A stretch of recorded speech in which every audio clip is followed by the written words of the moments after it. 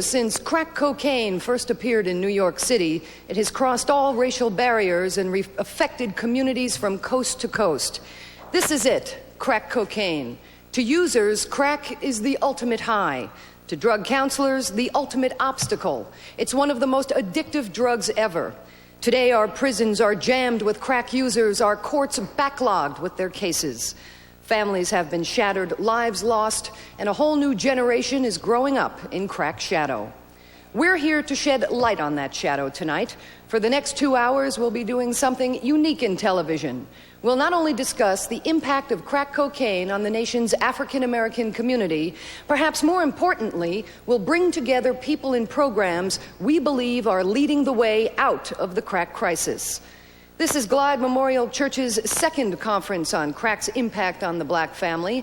Last year's theme was the death of a race. Our program tonight is about rebirth, a theme my co-host, the Reverend Cecil Williams, has made his life's work. And Cecil, I'm sure you're very upset today with the statement from drug czar William Bennett suggesting that children from bad neighborhoods should be taken out of the areas and put in orphanages.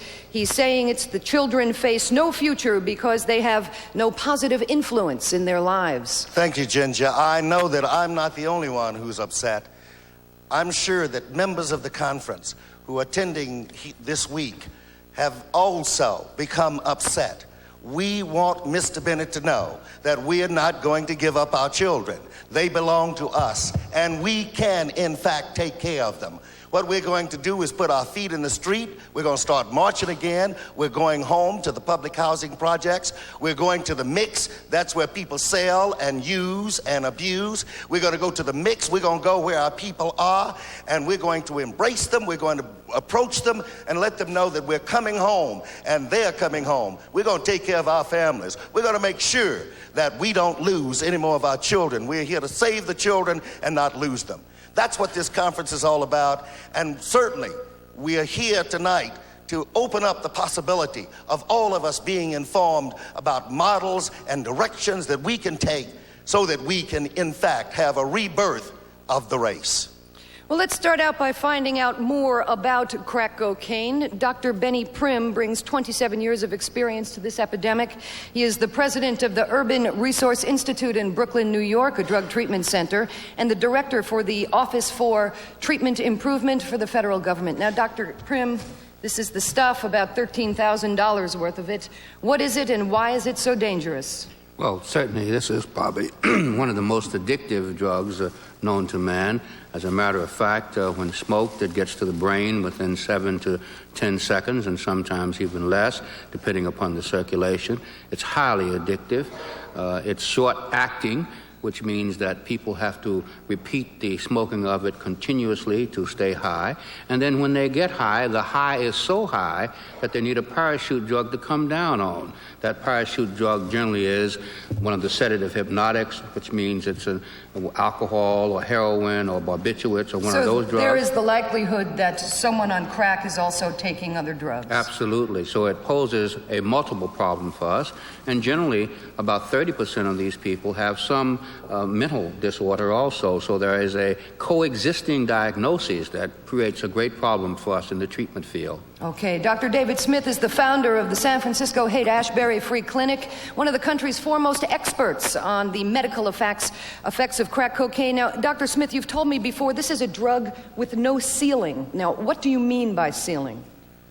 Cocaine, particularly cocaine administered in a rapid delivery system, has a very profound impact on the chemistry of thinking, and it's a very reinforcing drug. The more you use, the more you want, and there's no upper level limited to tolerance. Studies, for example, with animals in which the cocaine has been self-administered, the animal will take the cocaine over their desire for food, sleep, sex. They'll push the cocaine button until they die. So in this context, the compulsion and addicting properties with cocaine are so intense that there is no upper level of tolerance. It also produces a very profound alteration in the chemistry of thinking.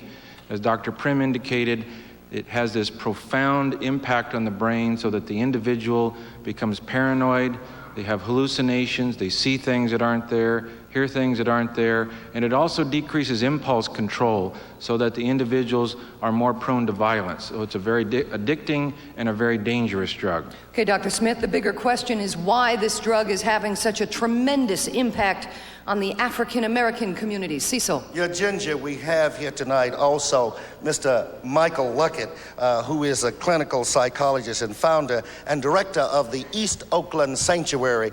Michael, who's doing crack and why?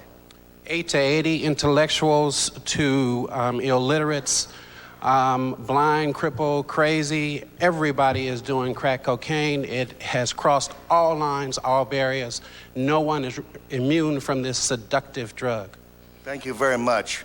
I see, come here, Walter Redding, you're right here.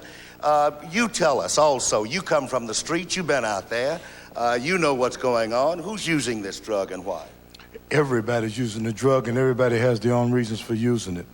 In my case, I used it to check out so I could sell to other people. I'm an ex-dealer and a recovering addict. Other people use it for other reasons. Thank you very much. You know, this raises the question of whether the criminal justice system is the answer to this problem. Traditionally, we've relied on courts and prisons to be part of this solution. Mr. John Burris is a defense attorney. Is the criminal justice system working in this case? Absolutely not. The criminal justice system does not have the capacity to address itself to the issues that are confronted by crack cocaine. Since the crack has become such an epidemic, we have, in fact, the system itself increased in terms of 3.5 times the number of people that are locked up now than there were 7.5 years ago. What we essentially find is that people are on a track. The police department, none of the local agency can address themselves to the real effects of it. At best, we can do is lock people up. When we lock them up, we've passed laws now where they get longer, tougher sentences. They can go away for an extremely long period of time. But the system itself cannot handle the massive volumes of cases. And essentially, the criminal justice system has failed. It is not the place where you can address and correct the effects of crack cocaine. What has been the strain on the backlog of court cases? The backlog essentially has resulted from the massive number of cases that we have. Police arrest large numbers of people. I would suspect that in some cities they arrest 3 to 4 times as many people as they did 10 years ago. But every time you arrest someone, you then put them in the criminal justice system. There's not enough judges, there's not enough lawyers, there's not enough prosecutors to handle them. And once you then send them off to jail, that doesn't really correct the problem, because ultimately when these people are released, they cannot find jobs. Because of the record? Because of their records. And so in essence, you place these people in a position, even if they try to turn themselves around, that they cannot effectively compete. So in effect, what you've done is you have criminalized a large race segment of the population, and you effectively have rendered them unemployable for the rest of their lives. Well, many of these people are committing criminal acts in addition to doing the drugs, are they not? Well, large numbers of them are. I mean, when you get down to it, the crack cocaine is, if you're basically poor, and many of the people who use cocaine are, but although there's some statistics that suggest that it's not the black people that use the large quantity of cocaine. It's in fact that 80% of the cocaine is used by the white population. That's right. Unfortunately, that the large percentage of law enforcement activity is centered on the black community, mainly because it's easier to catch people on the street. It's the easiest way to make a bust. You increase your statistics. But the real users, the people who are transacting the large volumes of cocaine, are not people that the law enforcement agency has addressed itself to. So in effect, the police have utilized and put their greatest resources on the black community and have failed to really address itself to those people who are actually who are creating the demand. The criminal justice system cannot effectively impact upon the demand nor the supply. And until that happens, it cannot effectively in any way address itself to the real problems associated with crack cocaine. Well, we're not just talking about lawbreakers here. We're talking about essentially drug addicts, and we need to look at what part addiction is playing in criminal activity. Cecil. Dr. Daryl Inaba is from the Haight-Ashbury Free Clinic here in San Francisco. Dr. Inaba, can addicts mentally get off of crack cocaine? Yes, addicts can get off of cocaine, but you have to understand that when addicts are actively practicing disease, addiction robs them of their choice. They don't have a choice of whether they're going to use or not use.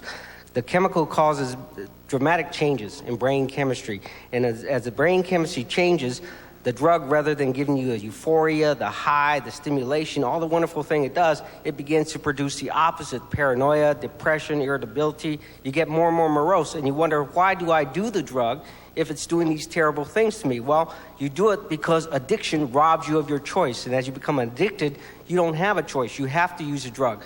Once you accept that as a disease and enter into a treatment process like you have here at Glide, and you work with counselors and you work with the recovery support systems around you and extended family, yes, you can recover, and you can recover to a much more better place than you ever were before. Dr. Naba, a lot of people tell me that they just love it.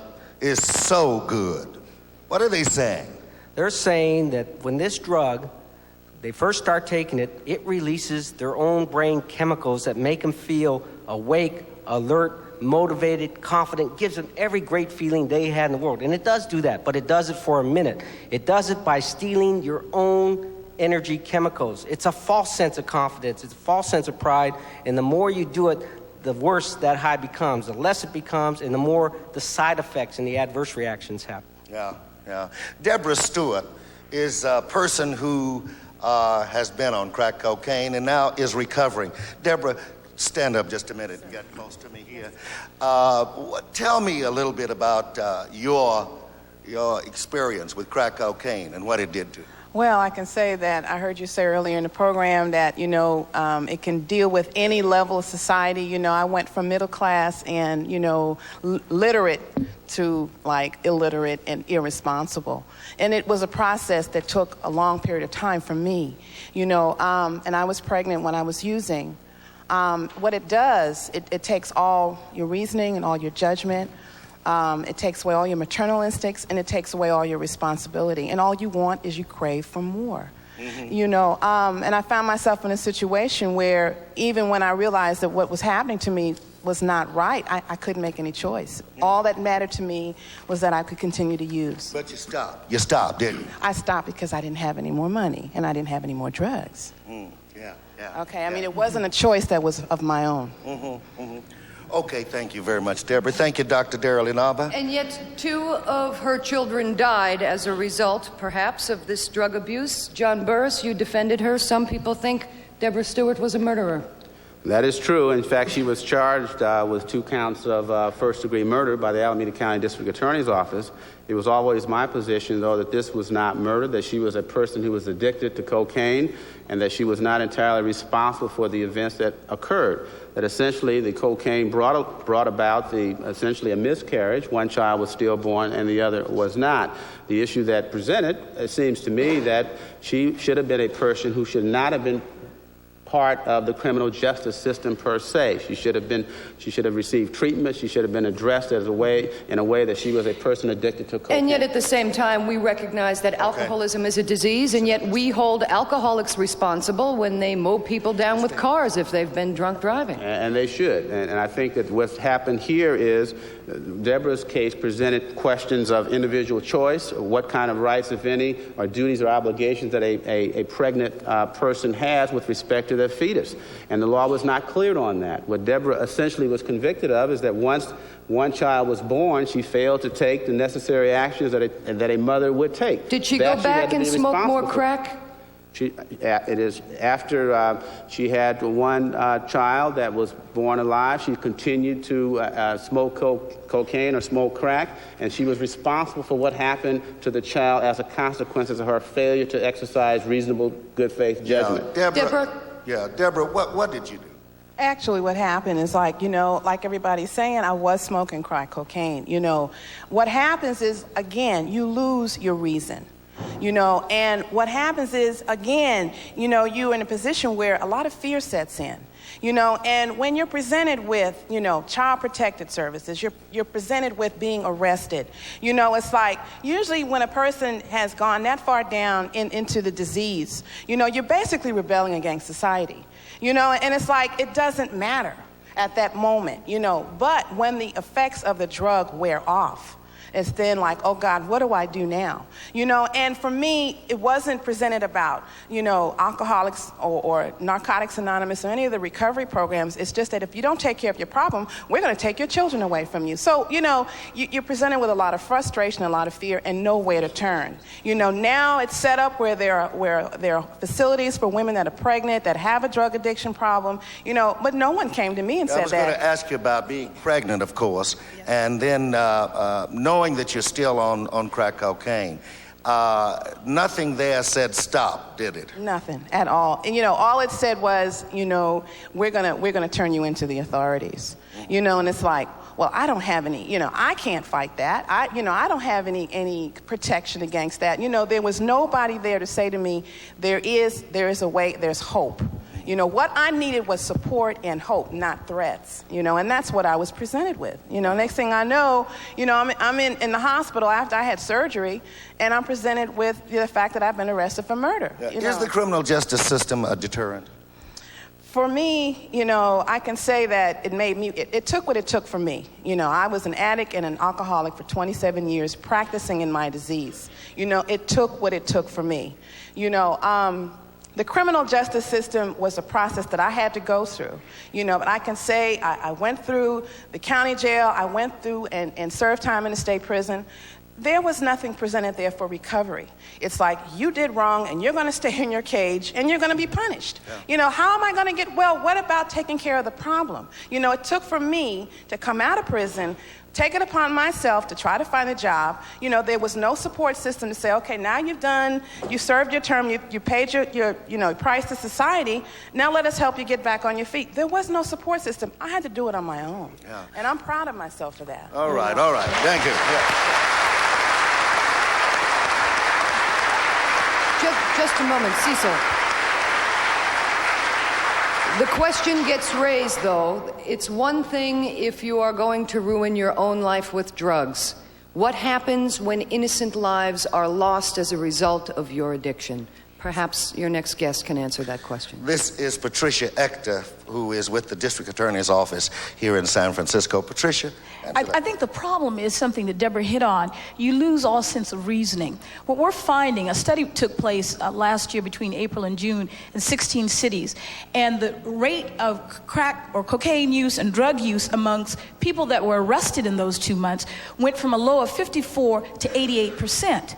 And so what we're saying is we're having an increase in violent crimes, not only crimes associated with the sale of cocaine, but also associated with the use of cocaine. We're seeing domestic violence where old people are engaging in domestic violence because somehow the male in the relationship is on crack cocaine. We're seeing an increase on people beating up their children because of the paranoia that comes in. I have cases where people stab each other 14 times because someone thinks that someone stole $10.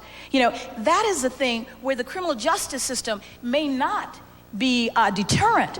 But what we have to say is, if in fact you use crack cocaine, if in fact you inflict violence upon others, the criminal justice system has to come in and say, we have to remove you.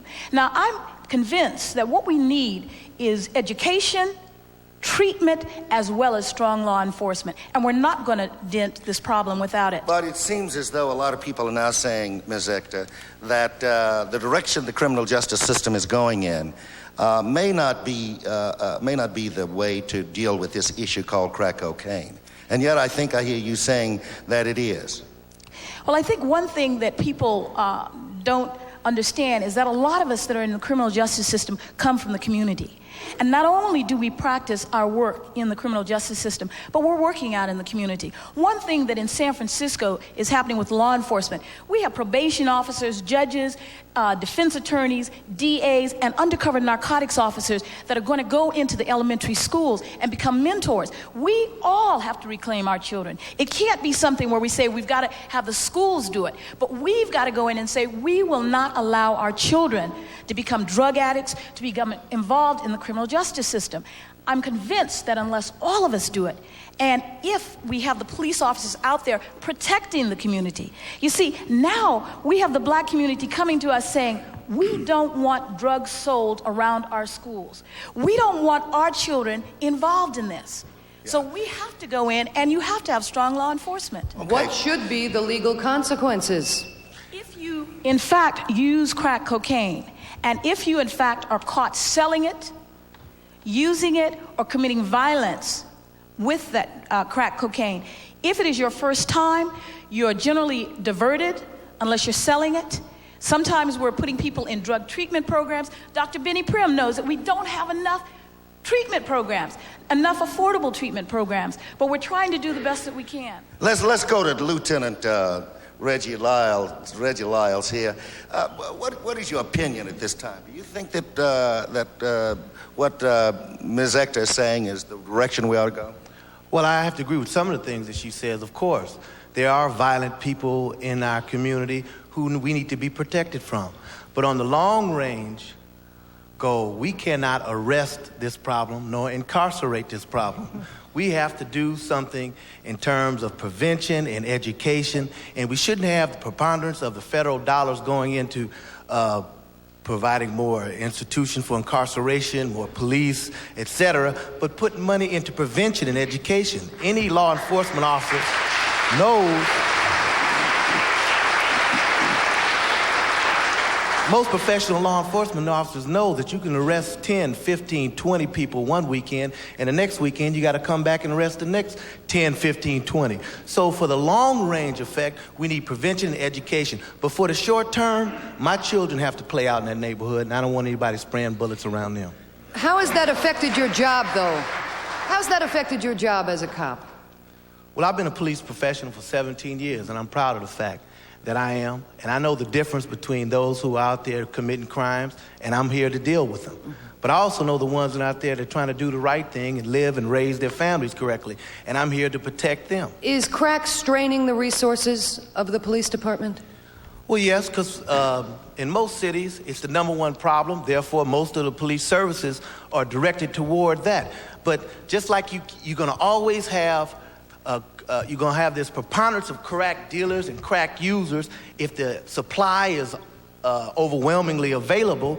Therefore, you'll never have enough police officers. What are police departments doing together? Are you police departments doing anything together to deal with this issue of crack cocaine? Oh, definitely. You got all kind of creative things you have. In Berkeley, they do. We have purchased we got an AC Transit bus and a mobile station going around. There are task forces, there are undercover buy operations. There are all types of police operations. But those are short gap, short-term remedies just to keep the peace. For the long-range goal, we got to get children at 3rd and 4th grade and tell them that all money is not good money, that you can be a physician and a psychiatrist, or instead of being Michael Jordan or Michael Jackson or some Felix Mitchell, you can be something positive, you can learn, you can develop, you can thrive, and we love you. Yeah. May I ask this question? Do you...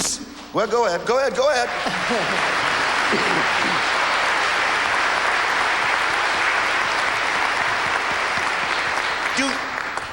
One more question, Reggie. Do you see a difference in the response of the community as it relates to the police department and law enforcement at this time?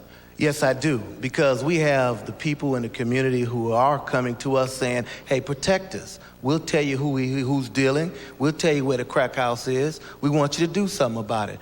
But by the same token, those children that are out there that are on the fringes, everybody does not have to go to jail. We can do some diversion. You know, it amazes me. Every time 4 or 5 brothers get together, they're a gang. But it used to be when 4 or 5 brothers get together, they was boys clubs or the Boy Scouts or the 4-H club or something like that. So, and I think, additionally, I think the African American community has some responsibility here. First of all, it's our community. Those children are our children. We should not be intimidated about 13-year-old boys. They're our boys. We need to interface with them, tell them how much we love them, and we need to teach them something. Not if they want to learn, because we're telling them they must learn to survive. Thank you very much. And that's exactly what's happening. With resources already strained to the breaking point in the war against crack, people are finding that solutions to the drug problem must start where they began, in the streets. And across the nation, people are taking to the streets to take back their communities. The acronym is BAD, Boston Against Drugs. And several thousand people are just wrapping up a rally at City Hall Plaza where they heard a parade of speakers urging people to say no to drugs.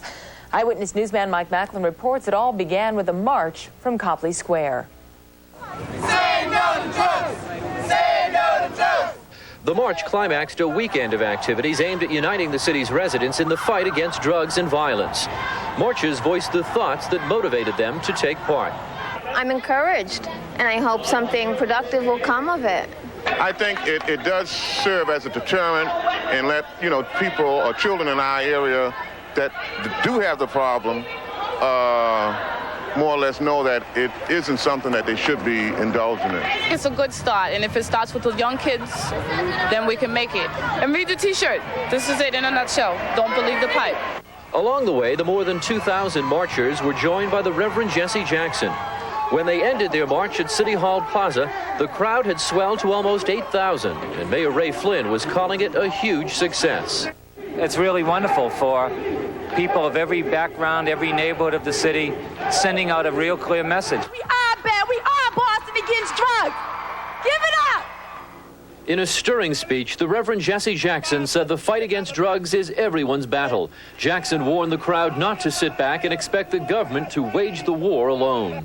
Bennett does not have the budget, does not have the authority, does not have the plan. We cannot fight drugs from White House down, but from your house and my house up. We must drive drugs out of our communities. We must fight drug pushers just like the Klan. Drug pushers are terrorists. By all accounts, today's march and rally succeeded in getting out the message that Boston's leaders and residents are united in the fight against drugs. What remains is for city and federal officials to collaborate in a way that will give that message real meaning on the streets of the neighborhoods most affected by drugs. At City Hall Plaza, Mike Macklin, TV4 Eyewitness News.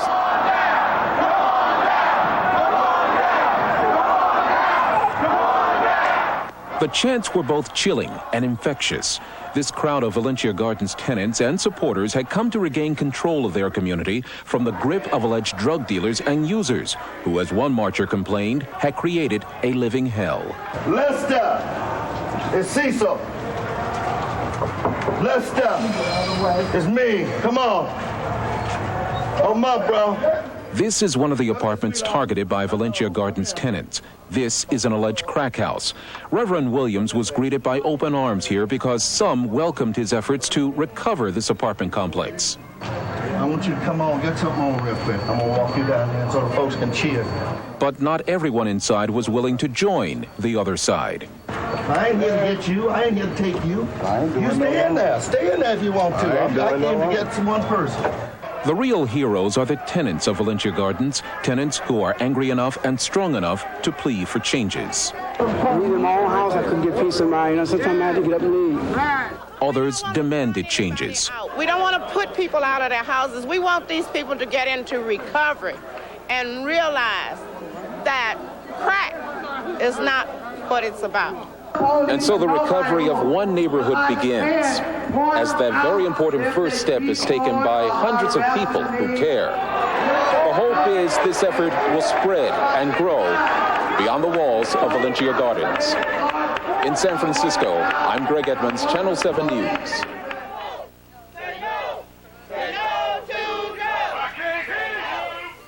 These residents say 5 years ago, the East 7 Mile Van Dyke area was peaceful. Today, they say it's a war zone. That's why nearly 50 residents took to the streets in a 15-hour marathon march to let the crack dealers know the party is over. We don't want to get violent. We don't want to do anything to hurt anybody. But, we just want to run them off. Rantine McKesson is leading the fight. Her life has been threatened by drug dealers. Now her kids sleep in the basement of the family home.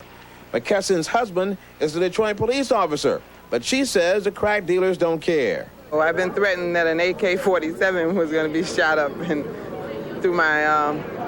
the front of my house. So when that threat came, yes, I put the kids in the basement. The residents march down streets like Stockton and Hilldale. Crack cocaine is openly sold on the corners. The residents around here tell me most of the crack customers are not from Detroit. They say they're from the northern suburbs with a lot of money to buy crack cocaine. They walk here from Warren. They take cabs here from Warren. We see semi-trucks coming on Hilldale to buy crack. The residents say they're not giving up. The fight has just begun. Al Allen, TV2 Eyewitness News. And now I have Rantine McKesson standing with me at this time from Detroit, Michigan. Rantine, you, of course, confronted the issue by marching, taking back the streets. What really happened? How did you come about this? What made you move to try to take back your community? Well, there were rival gangs fighting over turf in my neighborhood, and I was right in the middle of it. And one particular set of boys from one side of our main thoroughfare came over on our side and shot up a house just a block away, not really even a block away, across the yard. And in running away from the shootout, shooting up this house, they ran through my driveway, someone still shooting at him as he was running, and my son, who at that time was only 2 years old, was in the bedroom asleep, and his window was right at the side of the driveway.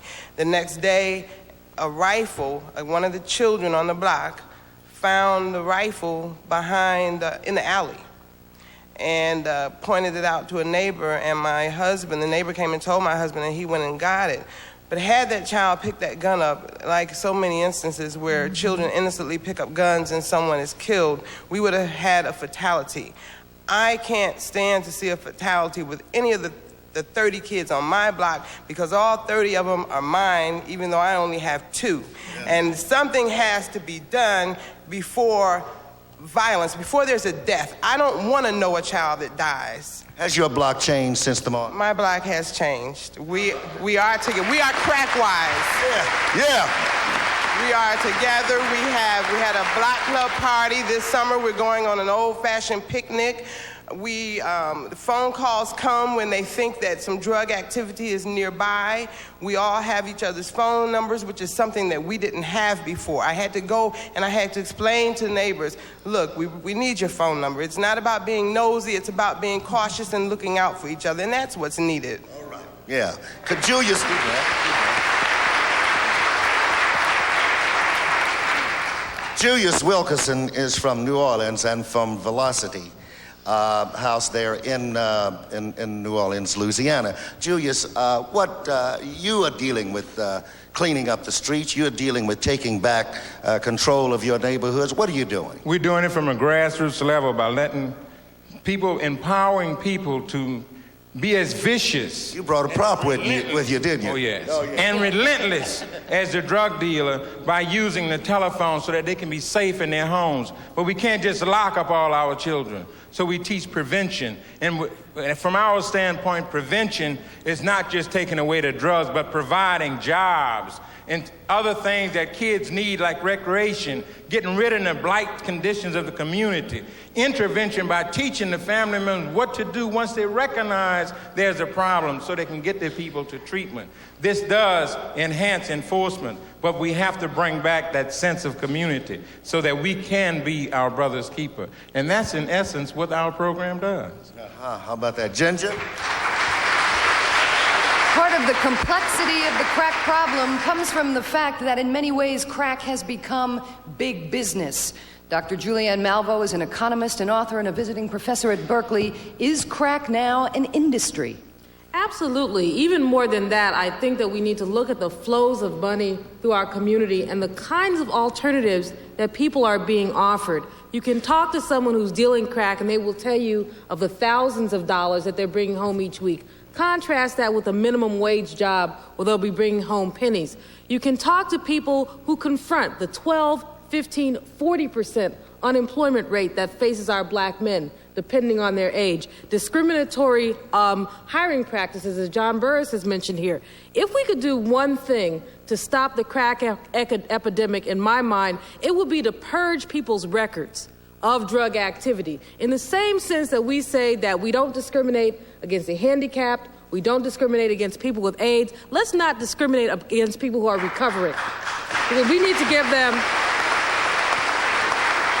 the opportunity to plug back into the labor market. Does the money end up becoming as seductive as the drug? I think so. I don't think there's any place else that a 15-year-old can support his mother who is on welfare. But why is a 15-year-old put in that position? What I'd like to see is the same kind of passion that went into those streets in New Orleans go to our Congress. We spend billions, $300 billion on weaponry. The Congressional Black Caucus has said if we only tax the top 1% by a little bit, we can create 10, 20, $40 billion that we can use to social programs. Our president is cutting social programs this time by $20 billion. That's frightening. Where else then can a young person have such an immediate impact on the status of his or her family? Many people argue that drug abuse is simply a response to an existing problem. Is that existing problem poverty and despair? Poverty has been with us for a very long time, and the African American community has been increasingly marginalized in a society that's become very competitive. We bifurcated our economy, creating very few jobs that pay at the top level. Very few new jobs paying $36,000 a year or more. At the same time, in both the African American and in the overall community, you have more people working at poverty wages. That clearly becomes a magnet for drug activity. One question that's always asked is, would people who are making $1,000 a week selling drugs be willing to give that up for an entry-level job somewhere? It's not so much would they be willing to give it up. It's not that kind of poll. Either you sell drugs and make $1,000 a day, or you have the minimum wage. What I think we're looking at, because our young people are very rational, is a whole nexus of opportunities. What kind of messages do people get in school? Are they being told that they too can achieve? What kind of messages come in our universities and in our society? Young black men and women need to see that when they work hard, the system works for them. Until we're prepared to put that message out there, we can't talk about criminalizing these drugs. Cecil? Yeah.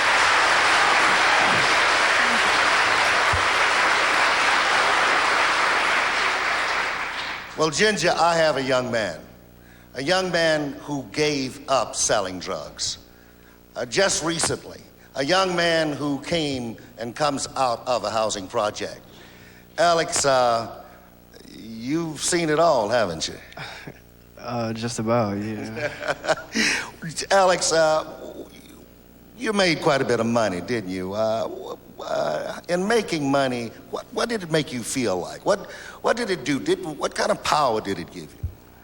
Well, the power I had, it's kind of like when you're young and you watch an old gangster movie and you see the big boys calling the shots. You want to be just like them and have the kind of things that they have. And so once you realize that you have something that other folks won't, you would tend to start feeling that you have that power and start calling shots on your own. Since my recovery, I found that there's another power, and that's doing good for the people than to do bad. So.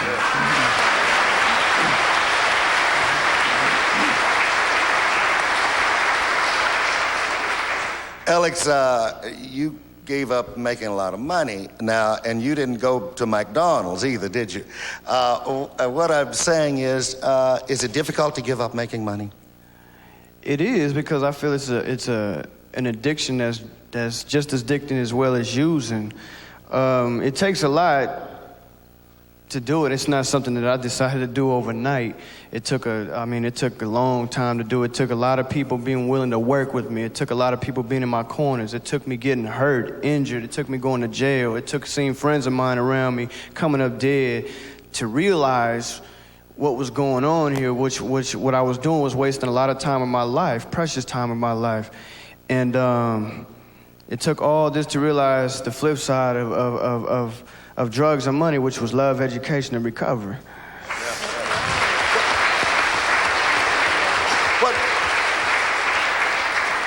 What made you stop, Alex? What made me stop was I've now got a 17-month-old son, and since I've had him, I see life a lot more serious than what I did before. I used to ask myself all the time, what's the meaning of life? You live, you get old, you die. But now I see the meaning of life is to make life easier for the children. Since I've had him, I see it's not me alone anymore. It's a lot more people involved. It's about getting involved, making things better for the children so they can have a happier life, regardless whether you have fun or not in your time. The main thing is to make sure that they're taken care of and enjoying theirs. Yeah.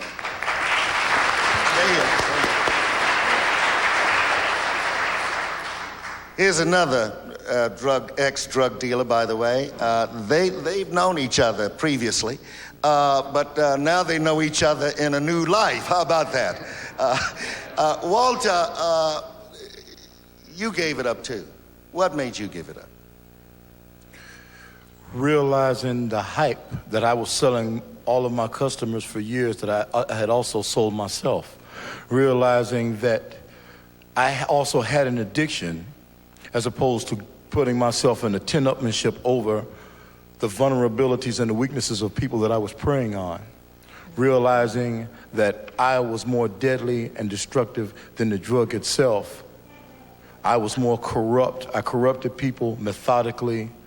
I sit back and think tank ways to help destroy people of my own race. I was a traitor to myself, my people, and my family. And a crisis in my life made me realize these things. Yeah. I gotta ask this because the earth certainly moved on that one.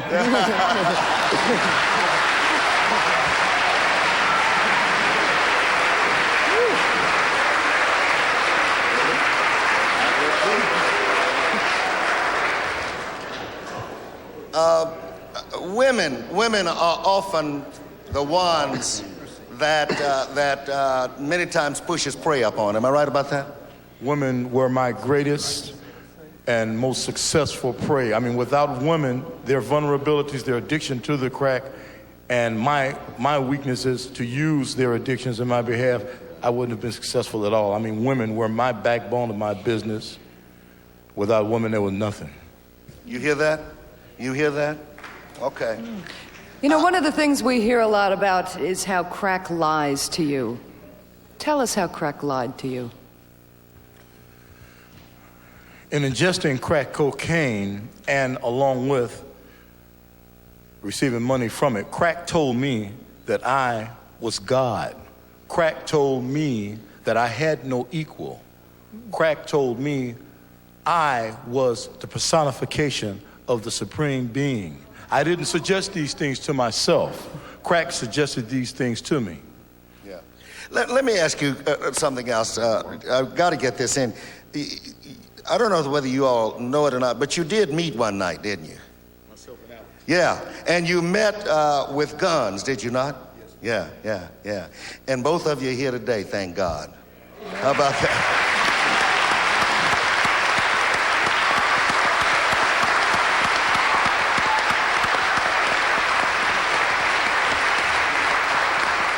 Well, how do you get in there and break the cycle of crack addiction, crack dealing? Dr. Malvo, what is out there as an alternative? Well, there are lots of programs that deal, first of all, with further connecting education to the labor market. I think that's one of the keys, is making sure that people who go to school see how it pays off, see that when they do their work, they will get the payoff. I think also lots of community organizations, there are people here who are talking about some of the grassroots work they're doing to turn people around.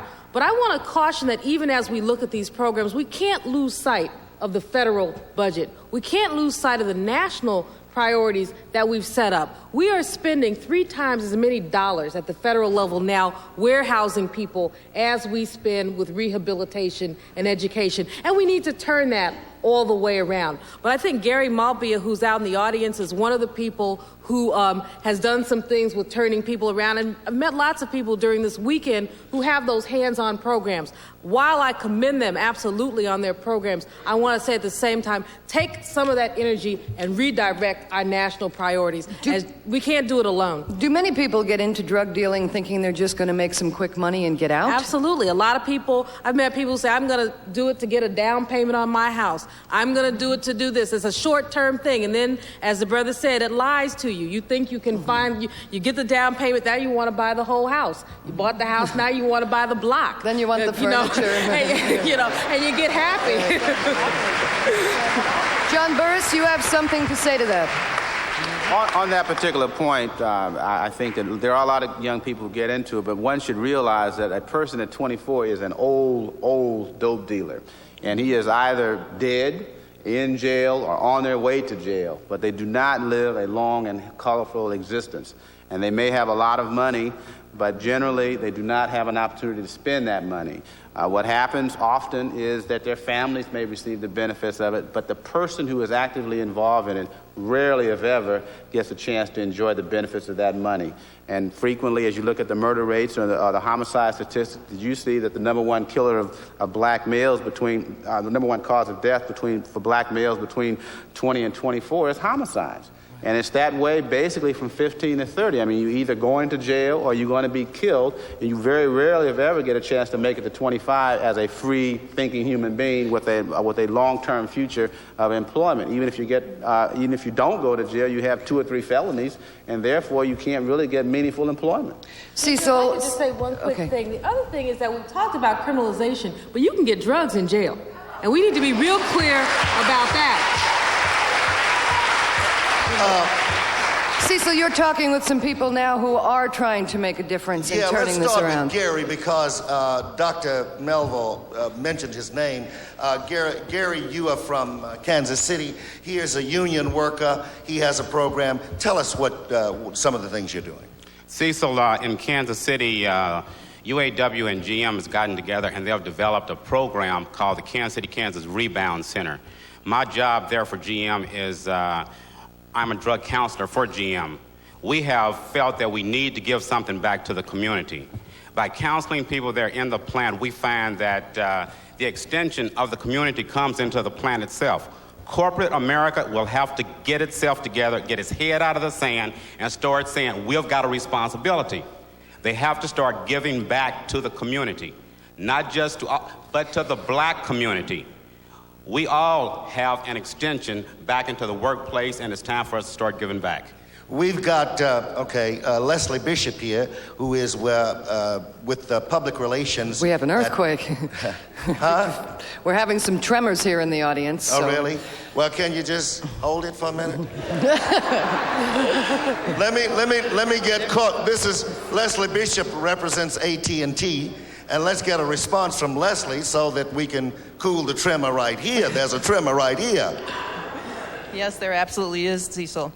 I think most corporations, at least the larger ones, especially in the Bay Area, understand that they have a responsibility to the community in which they are a citizen. They are a corporate citizen, and as such are affected by the things that are going on in that community.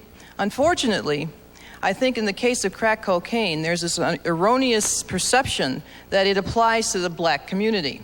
And as you know, the corporations are not really predominantly black.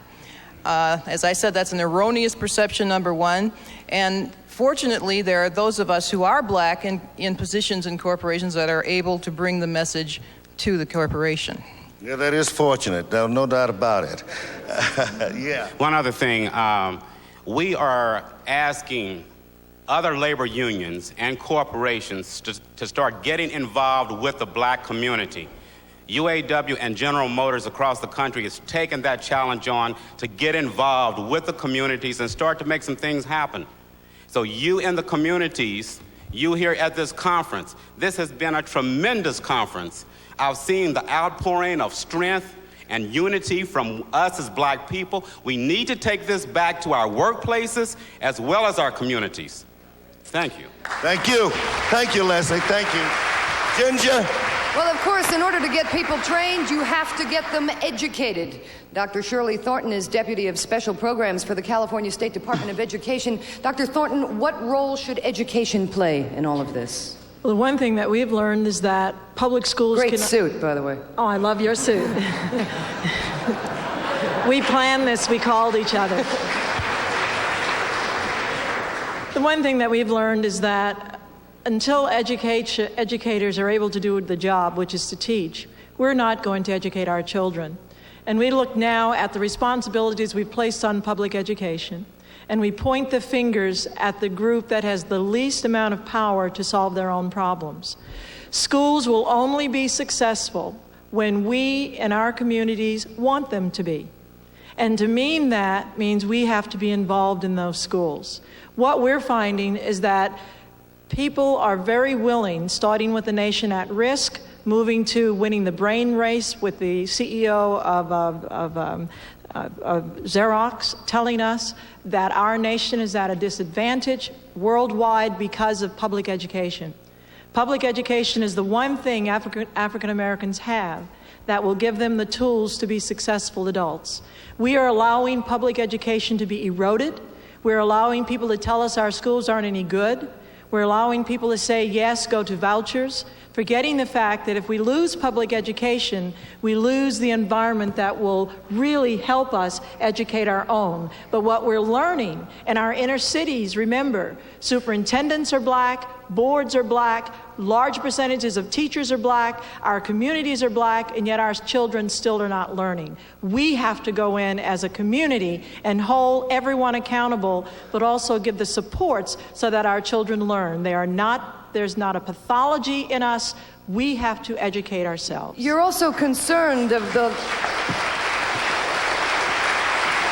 that many African Americans who do well move out.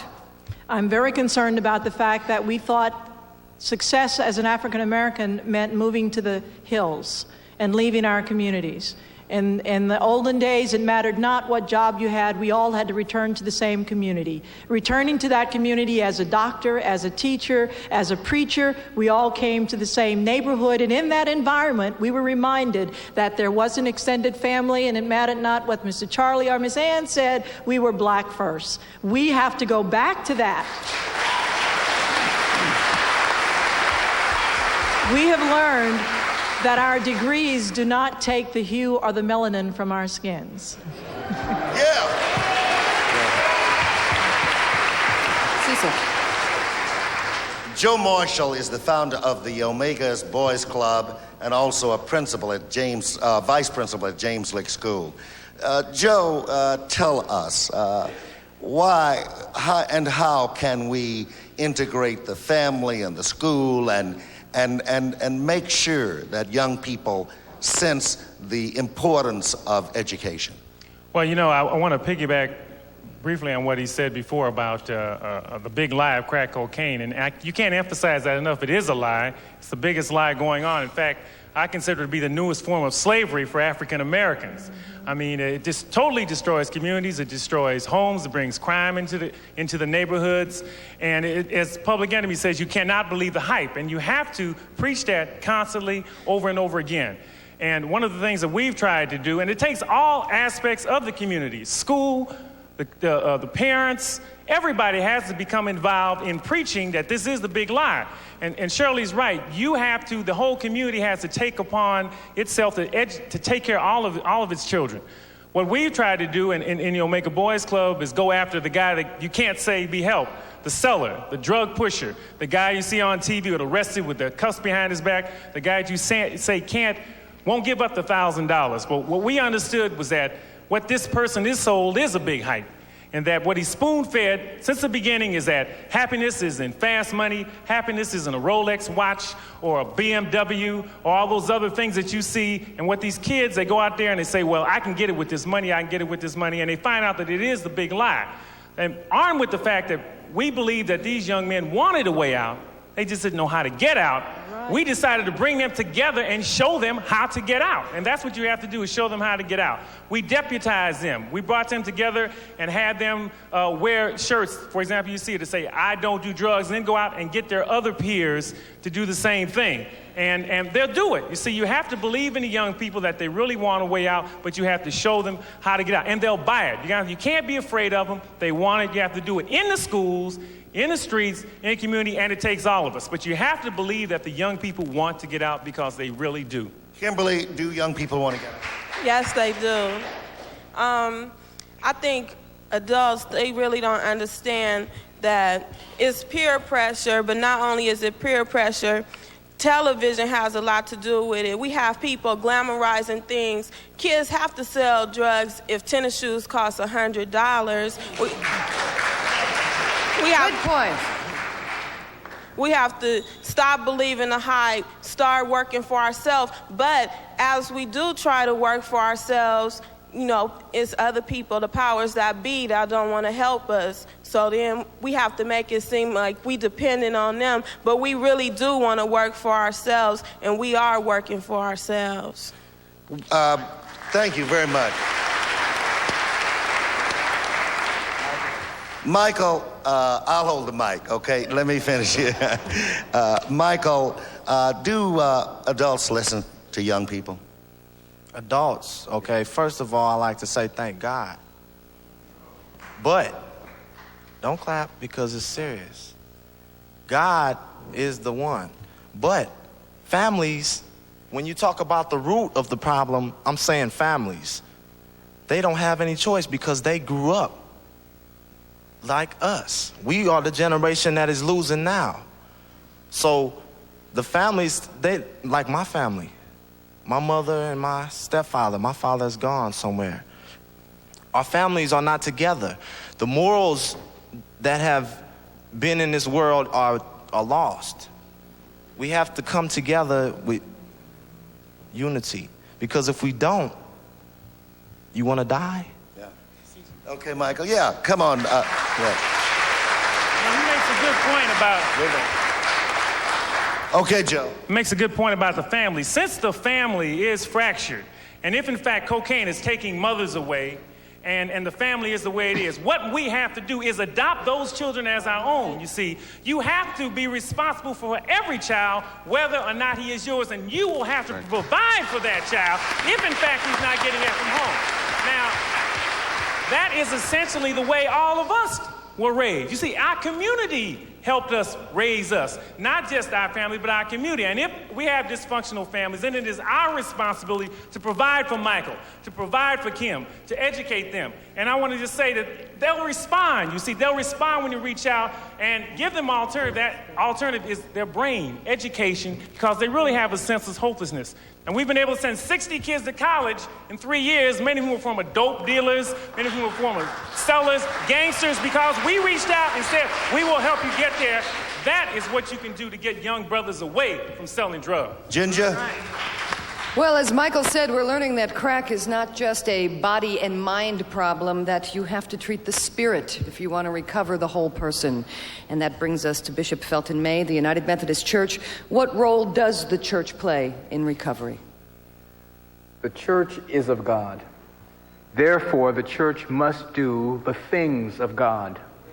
The God that I serve is a God of justice, a God of liberation, a God of reconciliation, a God that feeds the poor, a God that clothes the naked, a God that houses the poorly housed, a God that visits the prison, a God that brings justice and liberation like the waters coming down like a mighty rushing stream.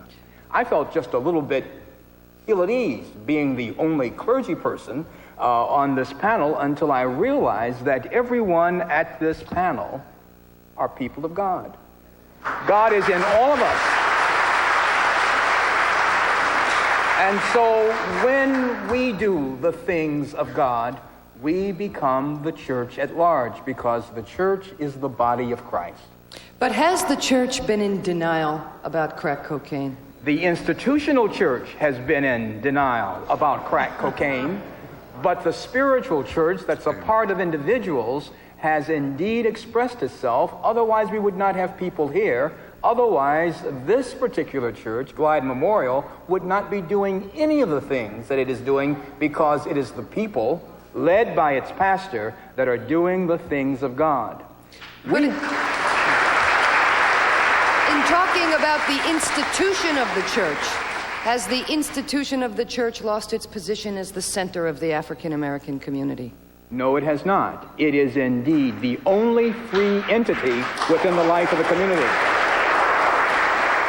The institutional church known as United Methodist has said there is a moral and spiritual deterioration in this nation, not just in the black community, but at every ethnic, social, and political level. What we are experiencing as a black community is writ large in the larger community. When we talk about violence being perpetrated on the streets of our community, we're talking about violence being perpetrated by a government that is indeed adding the stress factors that are causing people to act out the way in which they are acting. If we want a very clear and specific social and social justice system, then we must talk about violence that's being perpetrated by politicians, by our Congress, by our Senate, and by our president, who refuses to address the social justice issues that are affecting all peoples of color in this nation.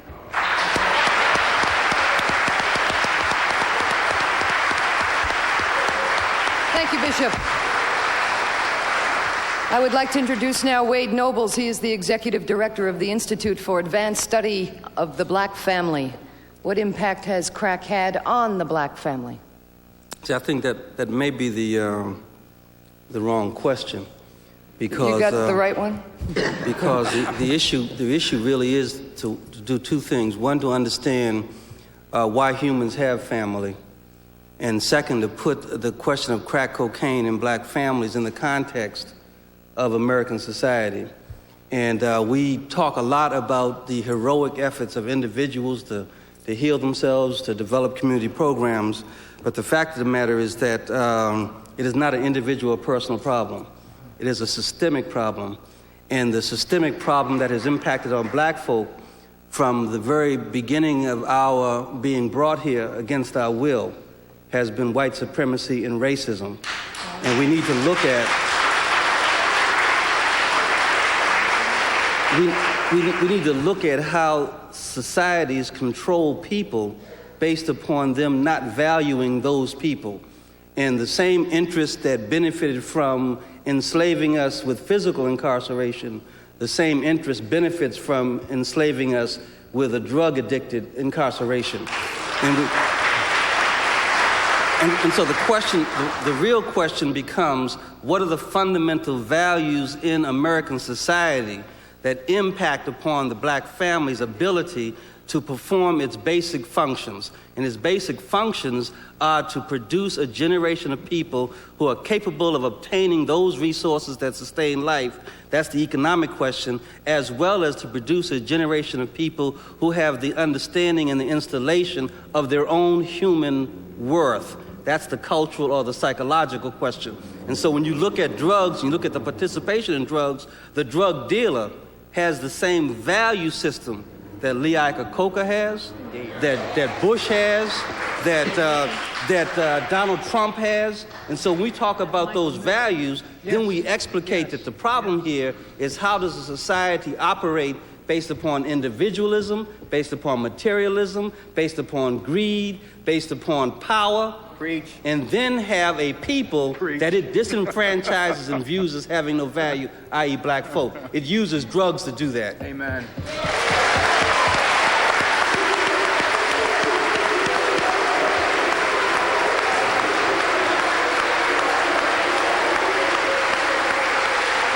Dr. Benny Prim. Dr. Benny Prim, you worked for Bush. How do you respond to that? Well, first of all, I think the Office for Treatment Improvement was set up primarily to take the amount of money that we have dedicated to make treatment better in this nation, to look at that problem and to not only make it better, but to use what we have to show this administration and this country that if we improve drug treatment, that indeed what we will do is make things better. And that's my job to do that. I think with ongoing research that we have going right now, that we translate quickly into service delivery as we bring it to the people very quickly. My office is to do that. We're to open up drug treatment programs within prison settings. We're to target critical populations. Those critical populations are adolescents, women who are of childbearing age, certainly families who live in public housing. But there is the perception that the white administration does not care about a problem that they see as being in the black community. How do you respond to that? I don't think that's true at all. I don't think an individual like myself would have been chosen to lead this office if we had an administration who thought that. I'm not a puppet. Many of the people who sit in this audience have been members of my support group for as long as I can remember. member. I've been in drug abuse for now 26 years. I was brought there to make a change in the direction of the federal government, to give some leadership in this area to the federal government, not only to blacks, Asians, Native Americans, Hispanic, Mosaic, but of course the white folks at the same time. Wade Nobles, how do you respond to that? You see, again, I have to take issue with the question of the line of reasoning.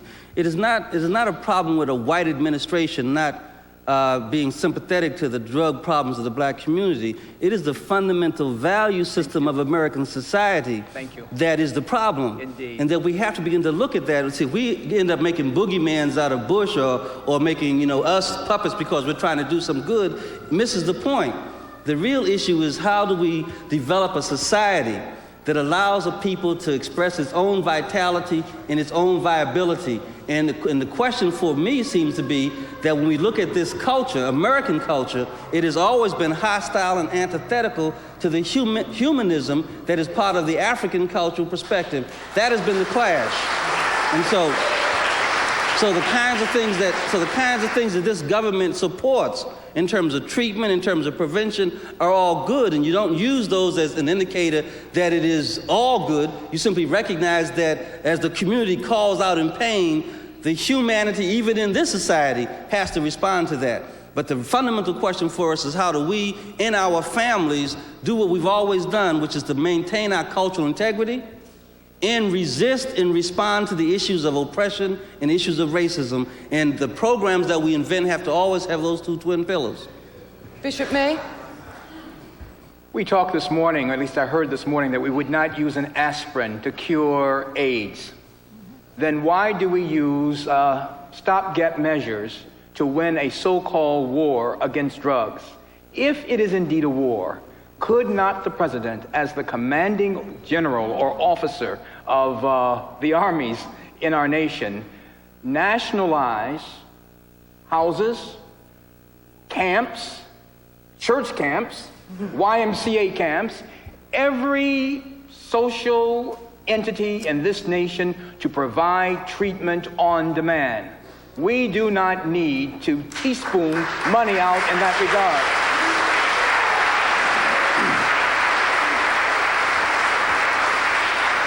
The ravages of crack are being felt particularly in those families where grandmothers often serve as the link between generations. Today, in black families torn asunder by crack, more and more grandparents like Orlean Fortson are also taking on the added responsibilities of being parent and guardian for grandchildren whose parents are addicted to crack. I feel like, just don't feel like I'm all by myself, just me and my baby brother, all in the world by ourselves, like nobody there to take care of me. The courts called me and told me they found Monique on Taylor Street in an apartment with a lemon in the refrigerator, and she had been there 5 days. And they had sold all the furniture and everything, and she was sleeping on some clothes. Didn't even have a bed. And she loved her mother so much, she didn't want to turn them in. But she got so hungry, she went to the neighbors, and the neighbors reported it. And I had to go to a home to get her. When Orlean Fortson was her daughter's age, she raised 4 children by herself. But now, at 54, at a stage in life when most women have time for themselves, Orlean does not. She spent the last decade bringing up her 11-year-old granddaughter, Monique, and her 16-month-old grandson, Stefan. Both are the children of her daughter, Elisa, who's addicted to crack. You know what I mean? That's what crack does to people, destroys people's lives and with their loved ones, you know.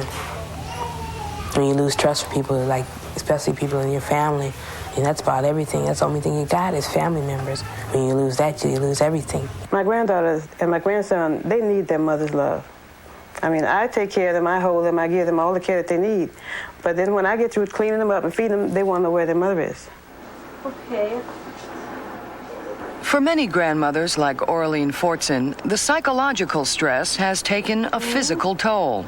At San Francisco General Hospital, Sue Trupin, a registered nurse, and her colleague, Dr. Dorian Miller, decided to organize a support group to help the grandmothers cope. You got too much emotional trauma going on, trying to deal with starting all over with babies again. A couple of months ago, Orlean began attending weekly meetings of grandparents as parents. I've gone to the house, and my grandson was lying in the middle of the floor. She's visiting her friends, no one there. My 11-year-old granddaughter had to take care of him. The 11-year-old daughter was the mother. My daughter was the child. I've been in programs. I've been in a couple of programs trying to get straight.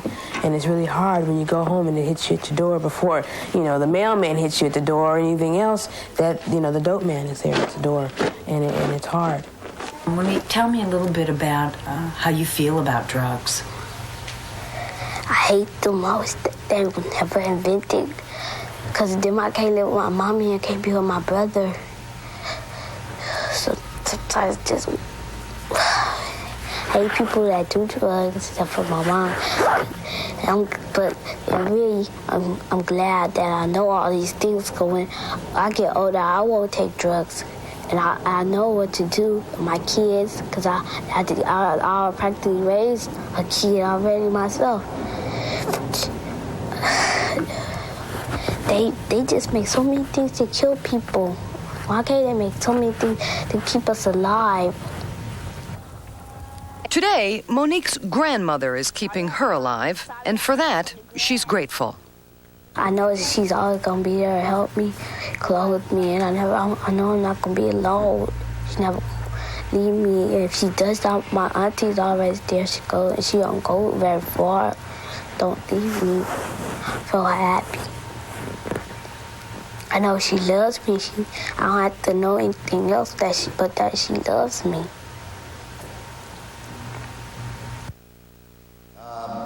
You've been through quite a bit, haven't you? Yes. How you doing now? Fine. Tell us a little bit about it, will you?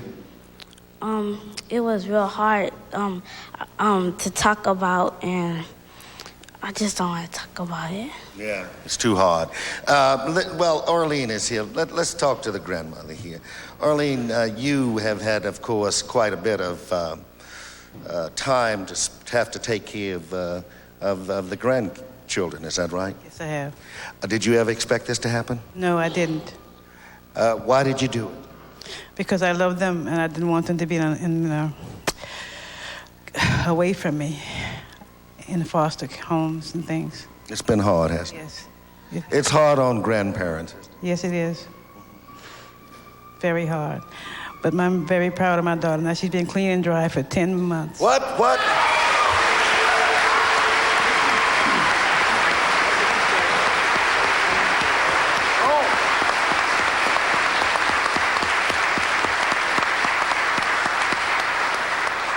And Lisa, tell us about it. Tell us why and how you begun to move and become clean.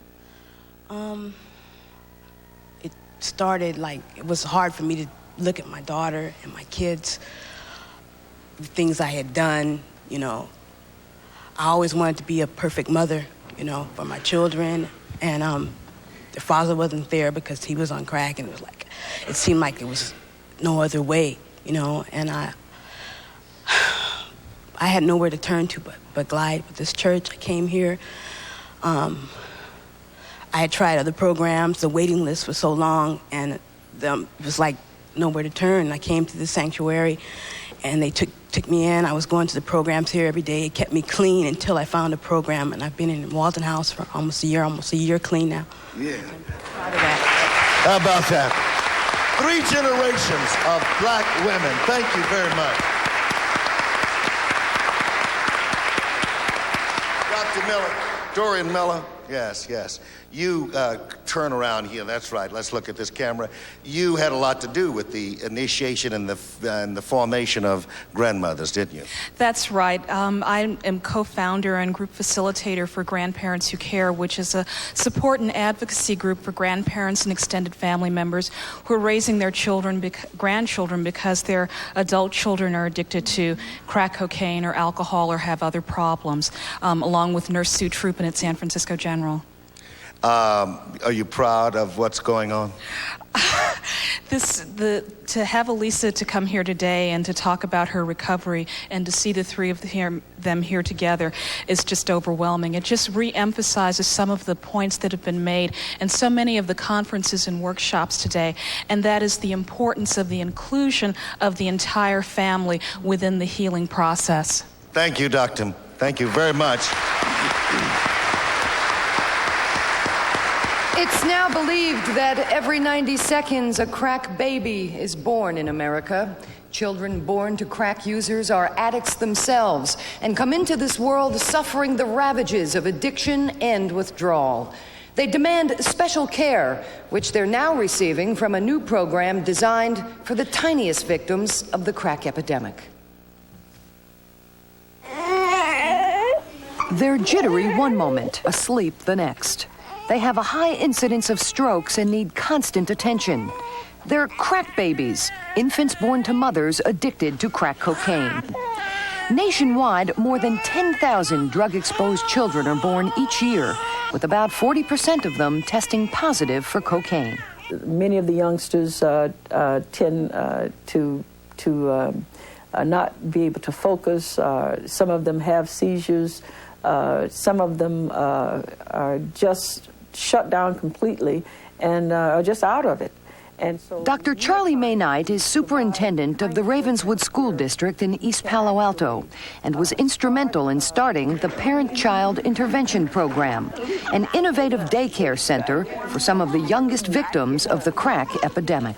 These youngsters were often disoriented. Many of these youngsters were not potty trained when they came to kindergarten, and thus added an additional task for kindergarten teachers. The Ravenswood program started when teachers noticed severe behavioral problems among children born to mothers on crack. To get the children before they reach school age, Ravenswood specializes in one-on-one caregiving for crack babies who are typically underweight and hyperactive. While hospitals are concerned primarily with detoxing drug babies, Ravenswood combines emotional nurturing with physical therapy for infants whose bodies are rigid and minds disoriented from their mother's crack addiction. And then stretch. They never are able to understand the difference between day and night. And so what we try to do, we take that child, and when the child comes in at 7 o'clock in the morning, we give the child a bath, and we probably feed the child. And then we let the child sleep for about an hour and a half. And we will wake that child and provide some stimulation exercises so the child will know that during the day they're supposed to be awake and they're supposed to play and enjoy. The Ravenswood program was started in November of 1989 and today cares for 30 infants, ranging in age from 2 weeks to 3 years. When newborns test positive for drugs, mothers are reported to San Mateo County's Child Protective Services. Parents must choose between giving up their child to the courts, which may order foster care, or taking them to Ravenswood. If they choose Ravenswood and enter drug counseling, they get to keep their child. It's too early to say how well the Ravenswood program will succeed, but experts feel that with early intervention, these children don't have to grow up with the drug and alcohol problems they're born with. We expect to have these babies in the program until kindergarten if the parents are still in the area.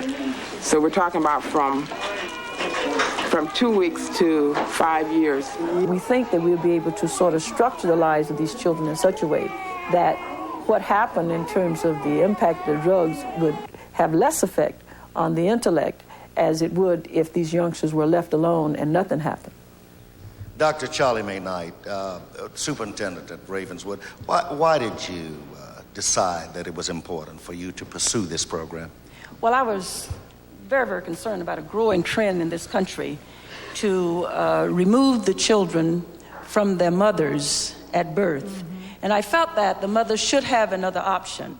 And so I decided that we should build a collaborative between 3 agencies that impacted the lives of these mothers. One was the health department, the other was Child Protective Services. So the 3 of us got together and decided that since we did not have the resources to establish programs for these mothers, that perhaps we should pool our resources. And so we did.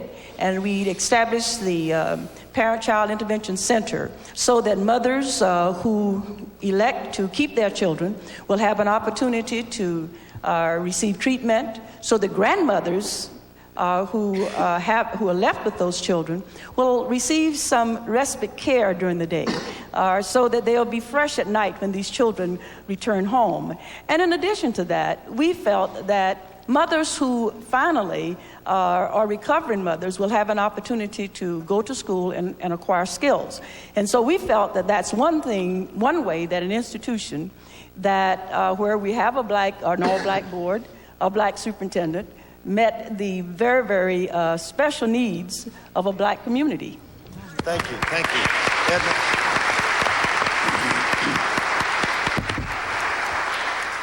Here's one of those recovering mothers, Edna Watts of the Facts on Crack at Glide Church. Edna, there's a group here that you and others work with called Women on the Move.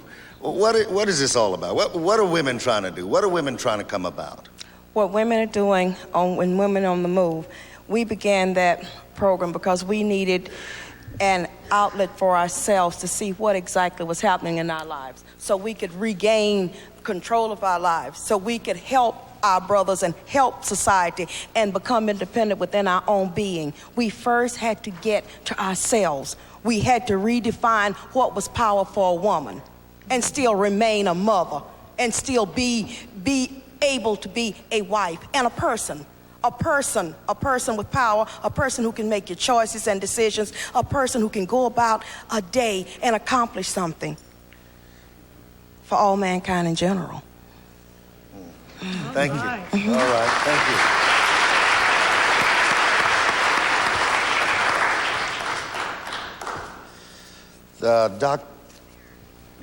Dr. Rick Fulroth, I understand you head up the pediatric Yeah, right, good, okay. unit at Highland Hospital. Look at your four there. Just stand right here and look at four.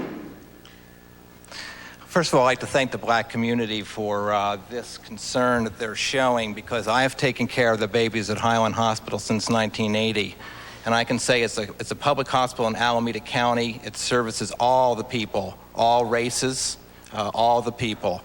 In 1980, I took care of 7 drug babies. In 1989, I cared for 437 urine toxicology screen positive crack infants. This is devastating for the community. It is your future. It is our future. It is the United States' future. These kids are our only hope for the future. I want to say a few other things too. Crack is not the only drug that's causing devastation. 80% of our babies are exposed to alcohol, which is the major cause of mental retardation in this country. Alcoholism is rampant throughout society. I want to say that these people use marijuana, people use PCP, which is angel dust, and heroin.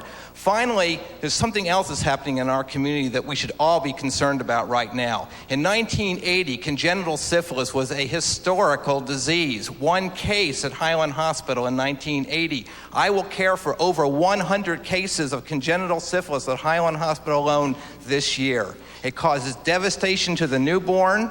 It is associated with toss-up, which is the way people trade crack or sex for crack. And what I can say is I'm pleased that we are all meeting here today. I hope that this will mean that we won't have to see crack babies in 1995.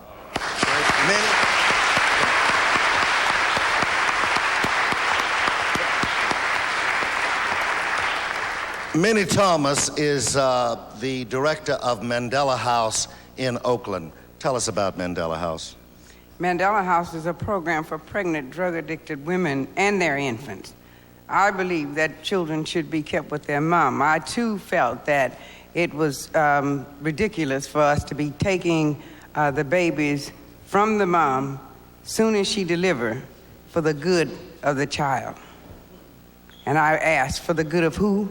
We don't know what we're doing to these children by separating them from their mother. I think we need to help the mother. We cannot help the child without helping the mother, and that's what we do at Mandela House. We take her on a voluntary basis. We keep her for a year to 18 months, and we teach her how to maintain her lifestyle and it's based on reality. And reality is what we call it, the reality treatment. And what that is that means that we start from the time she had her first traumatic experience, bring it up to the time that she walked to the door with this Lucky's bag in her hand, and that was all she had in the world. And we bring it up to that time, and then we give her a set of values. We empower her to be all that she can be. We let her know that nothing is impossible, and that with the spirit to do things in the right way, whatever spirit you choose, that's the one that's going to manage your life. And so if you choose a good spirit, then you can look at what you get and then give in return so that you can receive. If you receive something, we teach them to share that. And we share it with the schools. We go to the legislature. We go to seminars and workshops. They're in the Oakland Crack Task Force. We are out there and we're fighting for what we believe in. In the Watts neighborhood of Los Angeles, one program is proving that mothers with drug problems don't need to lose their children to get treatment.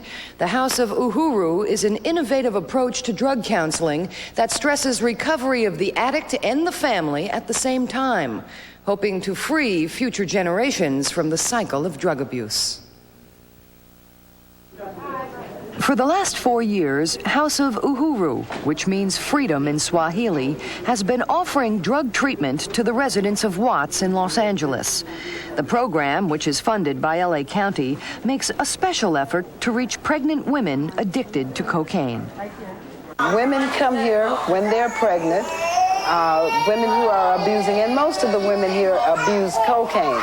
They come here when they're pregnant, they stay here until time to deliver, and following delivery, they come back here and they rear their children here.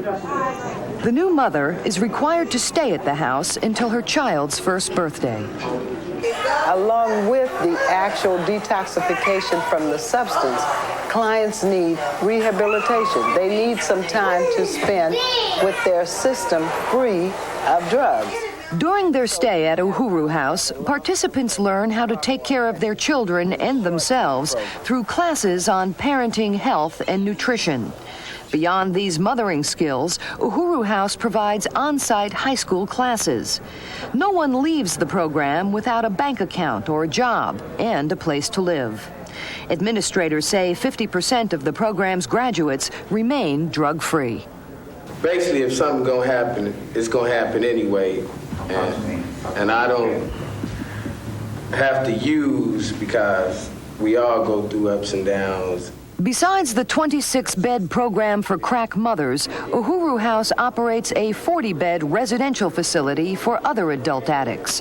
In this program, clients stay for 6 to 9 months. When I first came, it seemed like I had no life of my own, and this house helped me to gain that feeling of living back. When I came to the House of Uhuru, I was 8.5 months pregnant. I was worried if my baby would even survive. My children and me, our relationship, it really wasn't much of a relationship. I wasn't any kind of a mother, And I've learned that I can be a mother, a good mother.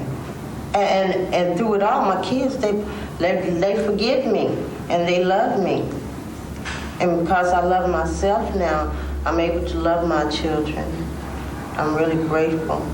The house have put back a lot of self-esteem that I lost out there on the street using.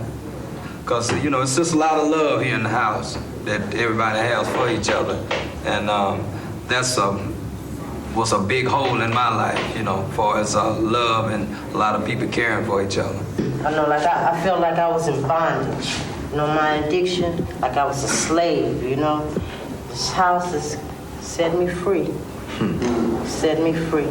Although Uhuru House recently added 6 beds to its capacity of 60, it has a waiting list. Administrators say they would need literally hundreds of beds to meet the needs of the Watts community. Martha Hall Stewart is, of course, from Uhuru House. Martha, tell us about it. Well, Why'd you start it? Well, we saw the need to provide an environment for mothers to rear their children in a substance-free atmosphere.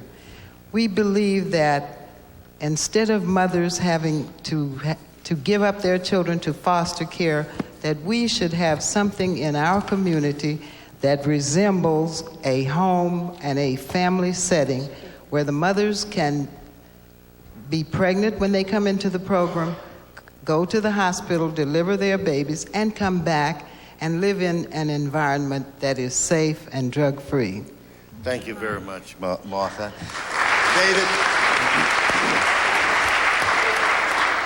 David Kears is from San Francisco General Hospital. Oakland, Highland.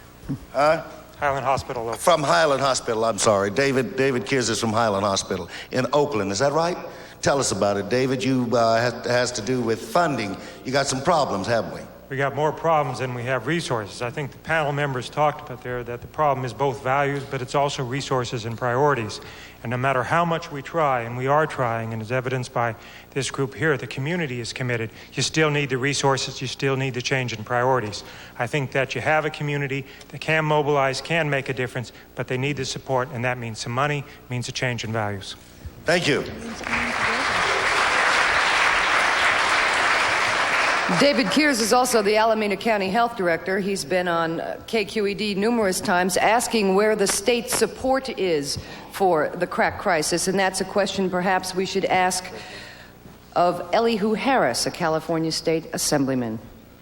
I think obviously the state of California is not doing what it needs to be doing. It's like the national government. It has the same type of leadership. It mirrors the leadership of the national government, quite frankly. It's reactionary. It is not interested in people. It's more interested in prisons. And we have a reactionary approach to everything, crisis orientation. And the real thing we're going to have to do is change some of the people in government, certainly the people at the presidential level and the governor's level, because the priorities are wrong. And if you look at what you've heard tonight, we've got to deal with this in a comprehensive way. There's systemic things that aren't being addressed that have to do a lot with education, that have a lot to do with social services. It is not simply a matter of drug abuse. There are underlying problems that are so deep, we're not going to be able to deal with them if we only talk about law enforcement, if we only talk about after-the-fact kind of solutions. So I really think we've got to start talking about changing the government and changing its priorities. Otherwise, the problem is going to escape us, and the war on drugs is not going to be won because it's not really being fought in the first place. Why does the state seem to be so reluctant? Why does the state seem to be so reluctant to fund programs and hospitals like Highland General Hospital? Because of our priorities. You heard very well, if you listen carefully to what was said by Mr. Nobles. Dr. Nobles is absolutely correct. It is a systemic problem. It has to do with the values of the society, and we really can't get away from that. The values of society reflected in this government. And if you go to Sacramento, you're talking about people who come from suburban districts who don't see this as a problem that affects their community. They don't care about the people in the inner city. They believe, quite frankly, if the people die in the inner city, they probably would be happier. Their real concern is, quite frankly, can they lock them up? Can they make the problem disappear from visual sight? They don't care if the problem is solved. They only want it to not have impact on them individually or their districts. Well, as an assemblyman, can you make a difference? Obviously, we can introduce legislation, but the legislature is led by the governor, the governor's budget. If you look at the governor's budget priorities, they reflect the same type of priorities that you have in the national budget. The only thing we can leverage this governor on is prisons. He'll give us $20,000 to $30,000 a year for prison cells. He won't give us $5,000 a year to educate a child. That's what's wrong with this state.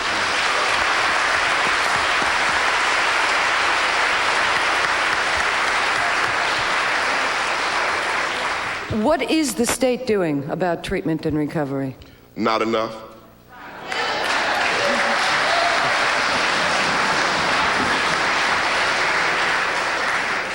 Absolutely not enough. And we can introduce legislation as long as we want to. It takes 2/3 vote to pass a bill. It takes the governor's signature. We have not overridden the governor's veto in 8 years that Governor George Deukmejian has been in office. And I'm telling you, until we change the governor, until we change the presidency, what you're going to see is a lack of governmental response. We're going to have to continue to do what we're doing now, talk about the problem, but not solving it. If we expect government to solve it, we're going to have to change the government.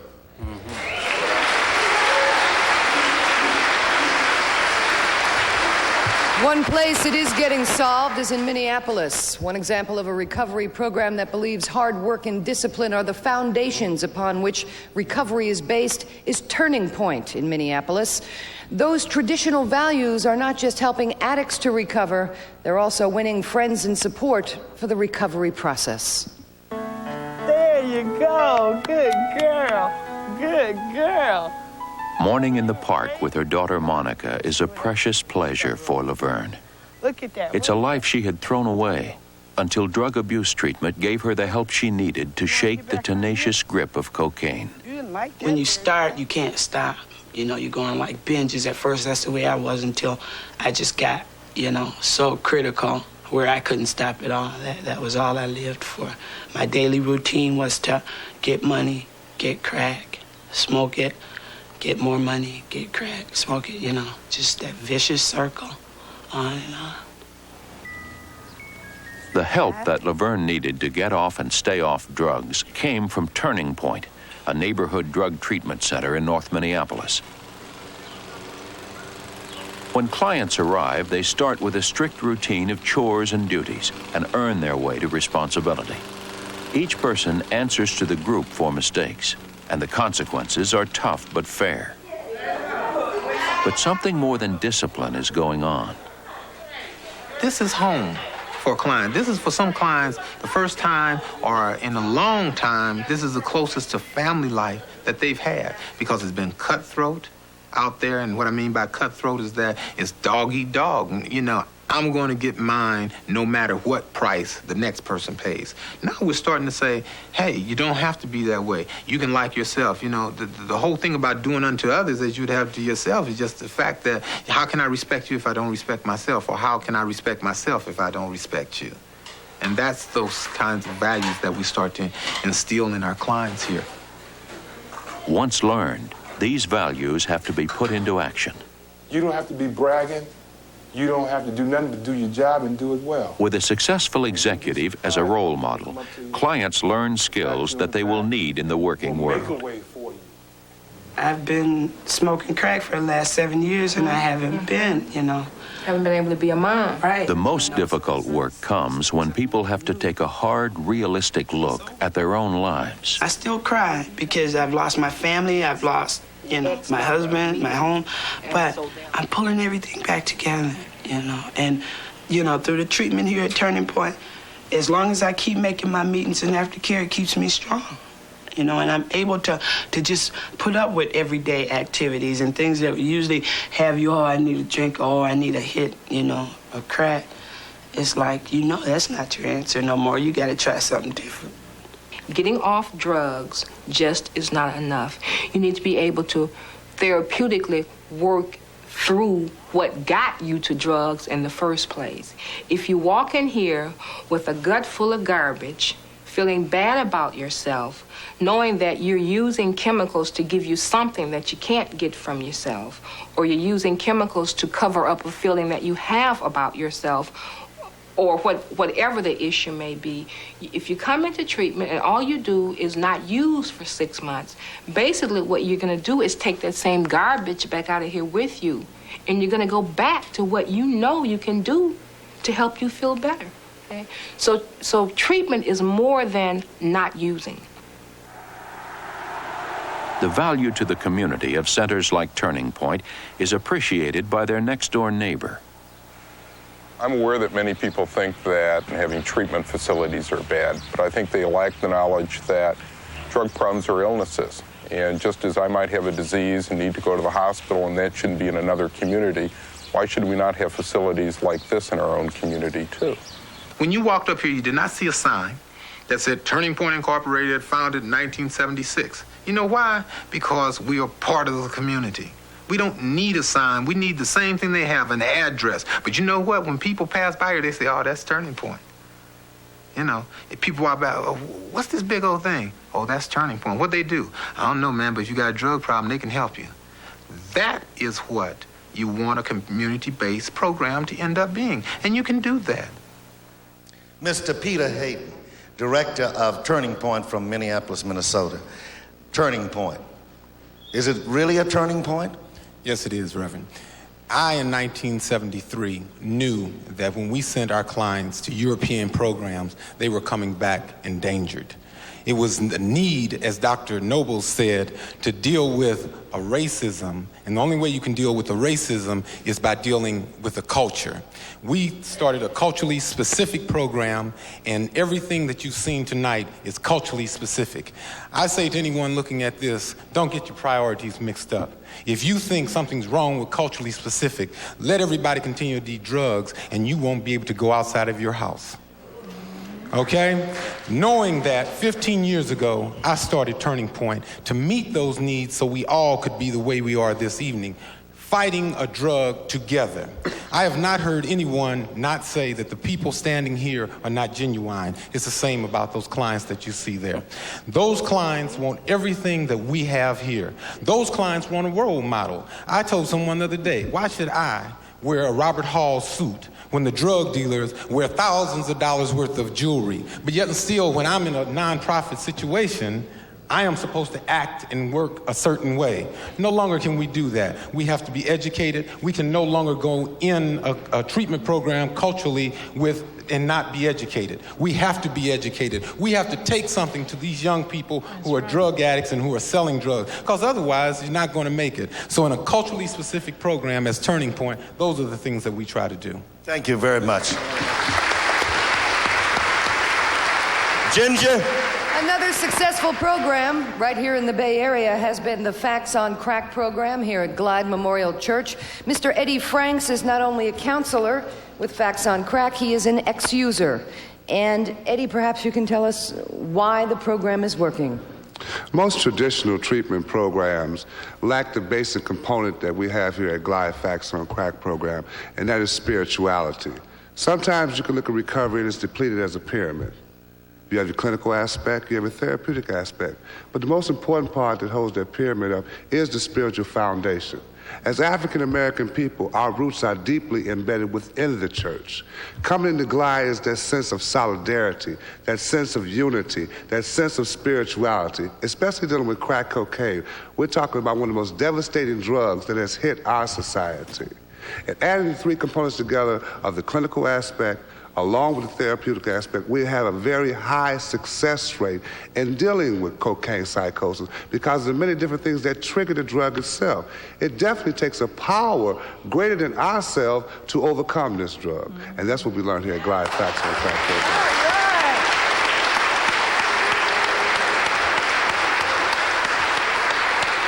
You also spend a great deal of time working within the legal system. Our society looks at drugs as being criminal. In the therapeutic community, we realize we're dealing with people in the grip of a disease. We're not talking about disease of drug, but disease of addictions. When the ex-offender stands in front of the criminal justice system, he brings with him a unique set of problems. Dysfunctional family, single parents. There are so many factors that are being looked over that need to be looked at. What we need to do is develop between law enforcement agencies, educational systems, healthcare facilities, a cohesive network in combating drug abuse on all levels. The people attending this conference tonight have come in from all over the country. It's your turn to talk now. If you have questions for our panelists or something you'd like to add to what's already been said here tonight, go ahead and line up. We do like to remind you, though, that time is short, and Cecil has been appointed to come in and cut you off if you go too long. So, starting over here, who are you and where are you from? My name is Daniel Carroll, president of the 7th generation. I like to know what you focus on uniting the mother with the child. What about the father? That good question. He suffered too. You know, we love our kids. We want to do something. There's very few of us, but we want to unite. Why don't you tell them that you're a father? Tell them you're a single father with children. Here's a single father. He's making a plea. Yes, I have 6 kids in a foster home, and I'm doing what I can do to get my kids back. All right. Do you think we have a tendency to ignore the fathers in all of this? Yes, you do. Because it's hard for a father to gather information how to start getting his kids back. And once he start moving, they set up so many things that he don't know nothing about. He's still getting lost in the shuffle. Okay. Yeah. Okay. This side. My name is Oscar Eason, and I'm from the city of Seattle, and my question is directed at John Burse.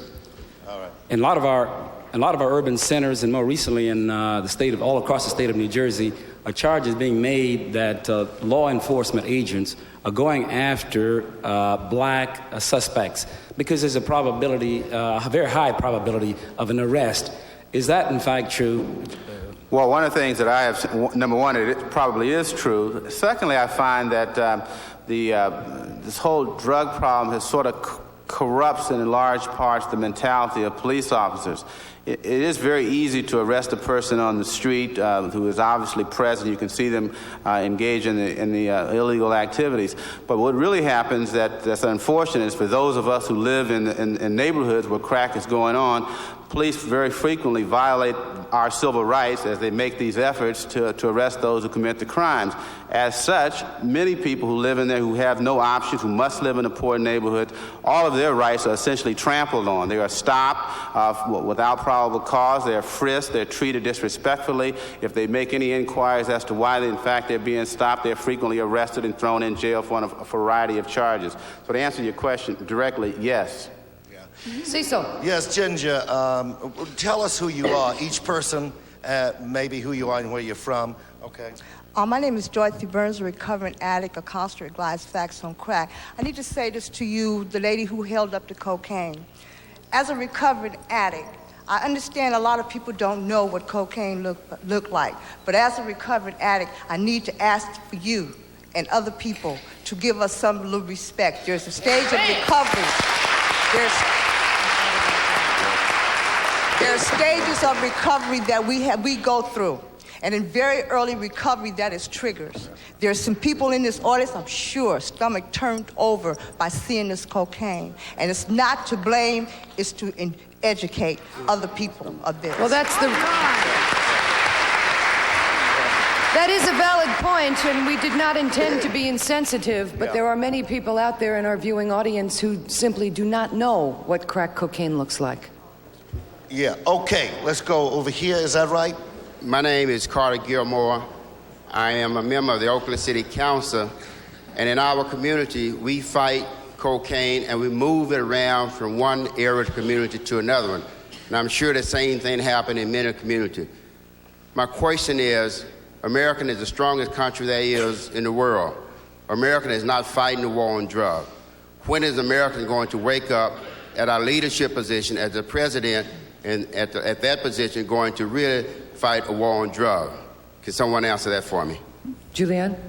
I like the nomenclature here, the war on drugs, is something we need to deal with. We are having an unprecedented opportunity in our nation, our world right now. We've demilitarized the whole Soviet axis, and now we're talking about a war on drugs. There's a potential for a peace dividend of $150 billion or more, and we want to talk about a war on drugs. It is not a war on drugs. It's been a war on African American people, and when we talk about turning things around, we need to absolutely talk about capturing that peace dividend, trickling it down to our communities, in fact, trickling it up from the bottom of our communities and talk about how we can spend this money. So I absolutely understand what you're saying, but let's look at the words we're using. When you transfer from war to war, you're saying keep that military industrial complex intact, and we don't want to do that. Yeah. Okay. I'm Carolyn Wilson, and I'd like to address Dr. Thornton with the education system. I'm from the Social Service of San Francisco. Is there some type of preparation for mandatory training for teachers for this ongoing problem? No, there is not. There are many programs where we're attempting to work with communities and other agencies, but if we again put the responsibility on the schools, it makes it very difficult for us to do the job of teaching reading, writing, and arithmetic. No, I'm sorry, we do not specifically train teachers to work with the drug problems. We do have or attempt to have in our elementary school counselors and social workers, which becomes a fiscal issue because when we start cutting budgets, we cut those services furthest from the classroom, and those are the services we must have. What we have had success with, however, is when we, either through a program like Cities in Schools or in communities where, as Dr. Knight mentioned, someone takes the lead to bring together those agencies whose job it is to work with those families in the community, and they then begin to look at what is my responsibility in this. Our job is to educate. Human Services is there to do those other things. Joe Marshall wants to respond. And on the question of education that you raised, I think one of the big problems here is that we're getting incorrect education or miseducation. In fact, our history of our people, African-American history, the things that we're talking about the system and historical perspective is left out of public education, even today. And until those things are put in the history books and kids are properly trained from the beginning in an Afrocentric view of the world and not a Eurocentric view of the world, that's education. You can't miseducate. Those things have to be in our curriculum in order to get our kids to understand the traps that they're falling into if crack cocaine and other ills that afflict our young kids. But Joe, we have to go back to the reality. We must go back to the reality of we are having fewer and fewer Afro-Americans entering into teaching. We are not in the classroom. Whites are educating our children, and why we're leaving it up to a system that never planned to educate us to do something that they have never done confuses me. Yeah. Why aren't, Dr. Thornton, why aren't African Americans entering teaching? Pardon? I'm sorry. Why aren't? Well, when we look at the data now, in California, less than 5% of our kids graduating from a 12th grade are even eligible to enter into the CSU-UC system. Less than 5%. I have here president of one of the housing associations, public housing associations. I just wanted to comment on a lot of things that have been already said here tonight. Number one, I agree about the educational thing, but we also need to educate our young people that while they are dealing drugs, they are being used. They make the small amounts of money, get the jail sentences, and the big man in Washington sits back and relaxes and draws down all the money. I was tired of seeing our kids go to jail, our children being lost, our babies being born addicted. We have had our mothers addicted to drugs, and we cannot keep our generation going because it takes a black man to make a black baby. And when the baby comes here, the baby is already addicted. I got tired of seeing this. I wanted to do something to try to save our race, to get some programs going. And as we have said tonight, it's going to take all of us together to conquer this thing. Thank you very much. Woman over here on the right.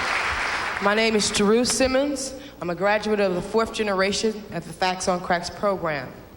I'd like to tell you about my losses of my children, my agony, my defeat, my prostitution, or my success and my return of my children. But I choose to tell you this. If you feed me fish for a day, then I'll be full for a day. But if you teach me to fish, then I'll be full for a lifetime. All right.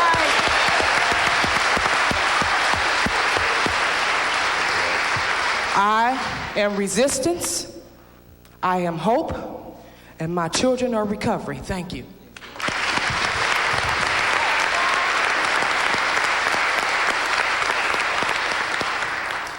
Hello, my name is Keith James, and I'm from Los Angeles. And I'd like to ask a question of Cecil and the entire panel. Actually, it's a request for a resolution condemning the barricades that are being set up in Los Angeles under the cover of the war on drugs. 6 different black and Latino areas of Los Angeles comprising 40,000 people have been, quote-unquote, permanently barricaded by the LAPD. Martial law has been declared. Civil liberties have been completely stripped away. Hundreds of immigrants and hundreds of black people have been arrested. We're talking about the permanent ghettoization, the physical establishment of ghettos in Los Angeles. And Drug Czar Bennett has been to the city and said, this is the most ambitious neighborhood crackdown in the country and something that needs to be institutionalized nationally. I think at this conference here, it's very important that Cecil, the panel, and all of us come out of it with a resolution condemning police abuse and the use of the war on drugs as a war on the people, and the war on black people, and the war on Latino people, and a war on poor whites. This is something that needs to be exposed at this conference, and I'd like to hear what Cecil or the panel has to say about that. I would say I couldn't agree with you more. I mean, I see this clearly around the Bay Area in all communities where there are blacks and Hispanics, that what you see essentially is the local police agencies putting a disproportionate amount of their monies into the local areas. And essentially what you do, what has occurred is that most of these black communities are barricaded, either, if not structurally, but constructively, by people not being able to leave those communities without being harassed. I think it's morally wrong, it's a violation of the law, and the people within those communities themselves must stand up and indicate that they won't stand for it. I, as a lawyer, can only do so much. It's full employment for me, but on the other hand, it is not the way to go, and I think it's wrong to enslave and to violate the civil rights of others, all in the name of trying to have a war on drugs. John Burris, are you worried at all that people could say that you get paid with crack money? I'm not worried about it, but it is in fact true. I do not like the idea of the very notion that large numbers of black people, young black people, are in fact have chosen as a way of life the selling and using of crack cocaine. Unfortunately, once they have been arrested, they have constitutional rights. It is my job as a lawyer to represent people and to defend them. That does not mean that I enjoy seeing a destruction of black people. It is quite painful to me to see all these black people in court going to state prison knowing that they will never ever have a meaningful and useful life. That is just fundamentally wrong, and I think that we as a society must address ourselves to it. I would prefer not to have that nature of a practice. But unfortunately, as long as police arrest people, as long as it is against the law, then we will have this kind of thing. And I, for one, after seeing all this, I think that we as a nation should seriously consider whether or not legalization or decriminalization of drugs is an approach that we should strongly consider.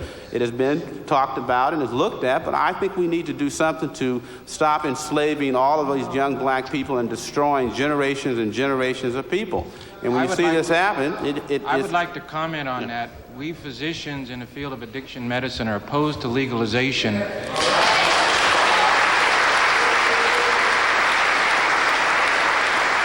If you legalized crack cocaine, the failure to have an upper level of tolerance, you would greatly swell the number of active addicts, increasing the harm done to the people, and the biggest group that would suffer would be the black community. So I disagree with the lawyer and stress that we in the field of addiction medicine are opposed to legalization, and the biggest victims of legalization would be the black community in and of itself. I do, however, want Dr. Benny Prim, I think, wants to say something. I do want to support a public health approach to for demand reduction and decriminalization of the addict so that they'll receive treatment in the fashion that has been outlined here at the conference. This is the type of leadership that Cecil and Glide has tried to provide to distinguish between decriminalization of the disease.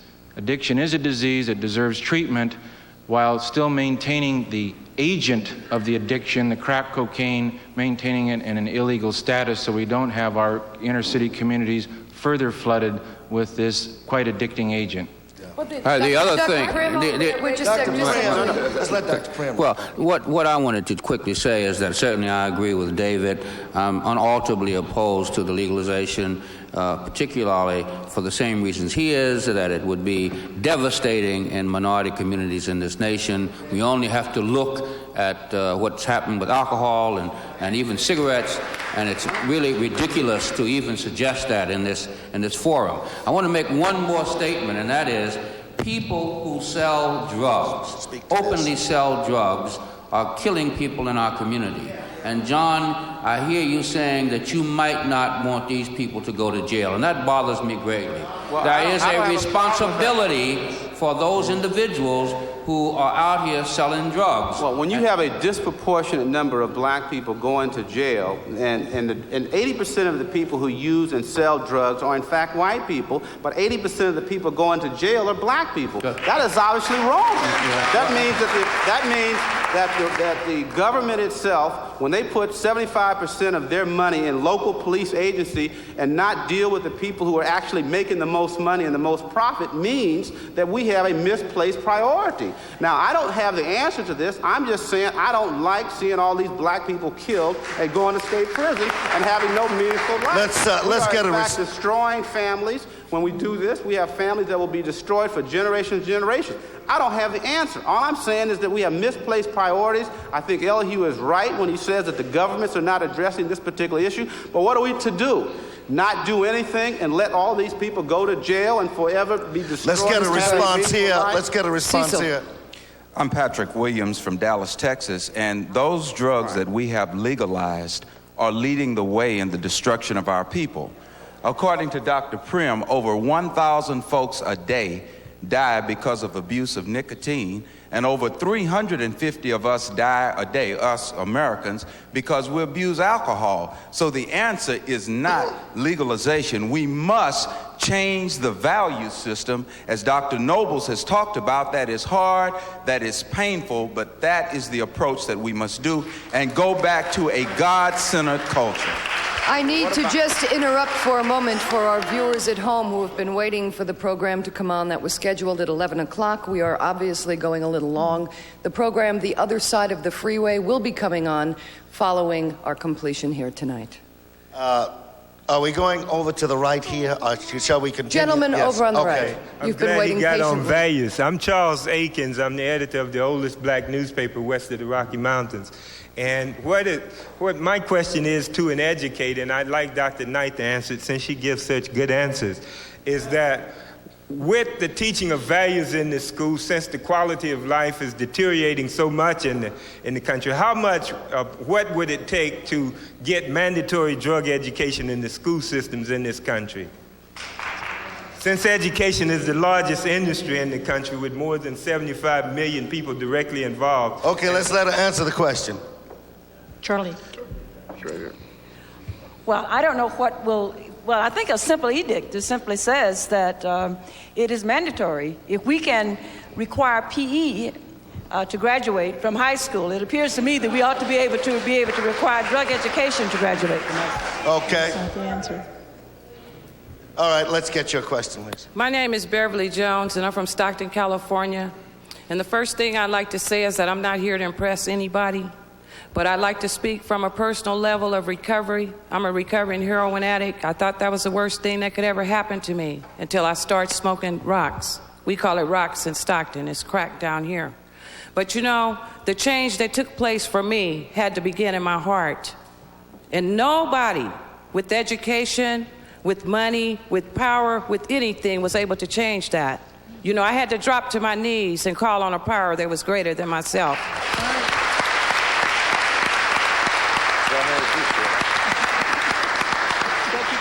You know, I have a lot of mixed emotions tonight, and I felt real compelled to come up here and share with you guys how I felt about this. You know, but there's a lot of people here that are searching for something. But the answer is in the Lord. The answer is in God, you know. And I'm just here to tell you, and this message right here is for the person that is still under the influence, the person with 24 hours, up to the bishop. If you don't have the Lord for your Savior and die tonight, you're going to hell. Thank you very much. Hello, my name is Andrew Palmer. I'm from Pasadena, California. I've absorbed everything that was said here this evening, and I've watched the video. And one of the most important things that was mentioned in the video is each individual expressed his or her need to find that love within him or herself. And what I'd like to say is, in addition, and I'd like to take this challenge upon the black church in our community, because the black church for 4 centuries has been the most solid foundation in our communities.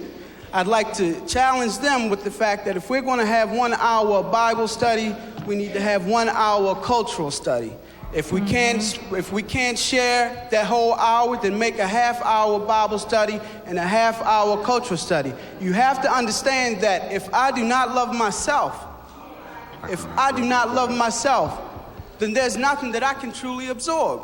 And I think that spirituality combined with the understanding of what we are from an Afrocentric perspective, helping us to fulfill what's missing inside of us. Thank you very much, my man. Gentleman on the right. Yeah. We're going to make it short because we just got a few seconds now. Make it short, Reverend Cecil. My name is Jesse Prim. I'm a recovering addict and the first generation here at Reverend Cecil Williams Church on Facts on Crack. I got a lot to say, but I'm not going to say one thing. I want to direct this to Dr. Prim up there. Dr. Prim, I want you to answer this question for me. The things that I see as a recovering addict that works more than anything in this country is addicts taking the message to addicts. I want to ask you one question, Dr. Prim. I was going to get up here tonight and donate $300 and see what everybody in this company donate $300. But I'm going to ask you to do something for me.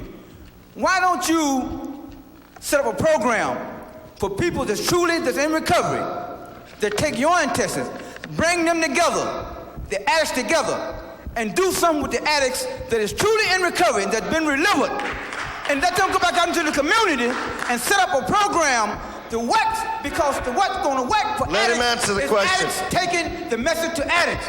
So let him answer. Answer me that question. Can you do that? Can you do that for addicts? Hold it, Jesse. Let him answer. In recovery. Jesse. I'm going to tell you to speak. Jesse, let him answer it. Jesse happens to be my namesake. His name is Jesse Prim. Jesse, let me say this. There's no question about it. We do run programs in this country that are run purely by recovering people, and I know and really believe in the impact that they make in bringing about and bringing the message to other individuals who happen to be drug dependent. So that's not new, and we certainly will underwrite those kind of programs.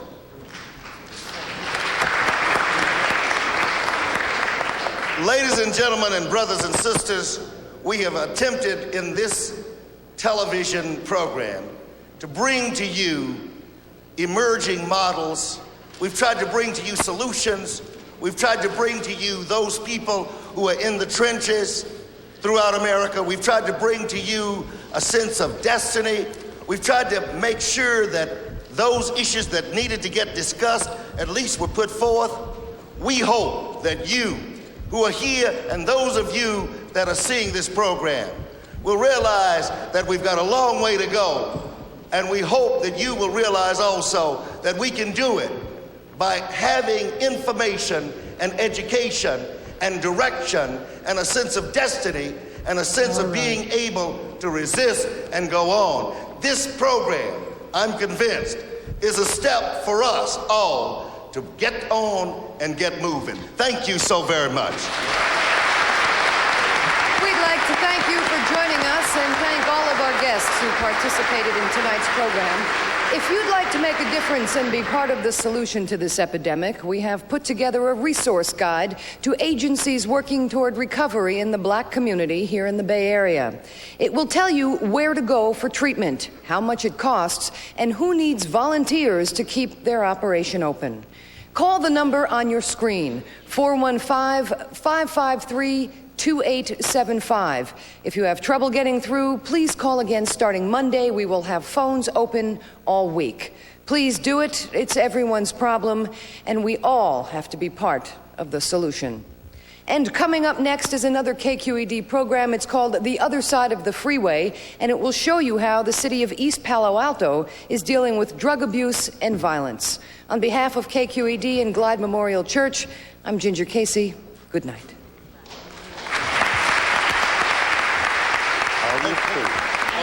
Okay, now, we're not really over. We still have, we can take a couple more questions. We just went off the air. Go ahead, Deborah. Hi, my name is Deborah, and I'm also a recovering alcoholic and addict. And I need to say, that it's really important for the Black community, for us as recovering addicts and alcoholics, we need role models. What I find for me is that, one of the reasons why I use drugs and alcohol, because I didn't think much of myself. I had a very low level of self-esteem. And it was a problem that I kept to myself. I didn't go around knocking on people's doors telling people I had problems with drugs and alcohol. And what hurts for me, is we don't have any role models in recovery, like the brother was saying. We are ostracized. It's like, oh, you do drugs? Ooh, get away from me. That is not a support system that we need. For me, as a recovering addict, when I got arrested, I was looked at as a murderer. Not looked at as somebody that needed help and had a problem. When I'd walk down the streets, people would point their finger at me. I had to feel within myself that there was hope. And once I did that, I was able to seek help. And that's really important for people in recovery. Thank you very much, Deborah. Let's go here and over here. I just want to say, I don't know your name right there, the older fella. I just want to say, you was talking about how bad the dope dealers are out there on the street corner selling dope. What about the people that's letting the drugs in? And what about people in Congress who sell artillery to our enemies? Don't you think that's a crime? Come on. The program Race Against Crack will be shown again Sunday night at 11:30. It'll be shown in its entirety. Sunday night at 9 o'clock, it's the Masterpiece Theater presentation that looks inside the international drug rings. It's called Traffic, and you'll see it again Sunday night at 9 o'clock, as well as Sunday at noon. That'll be the repeat of the very first episode, in case you missed it. And we'd like to remind you that the KQED special report on drug problems in East Palo Alto, the other side of the freeway, is coming up next tonight. It'll be here in just about 2 minutes. And that program looks at some of the problems engendered in East Palo Alto.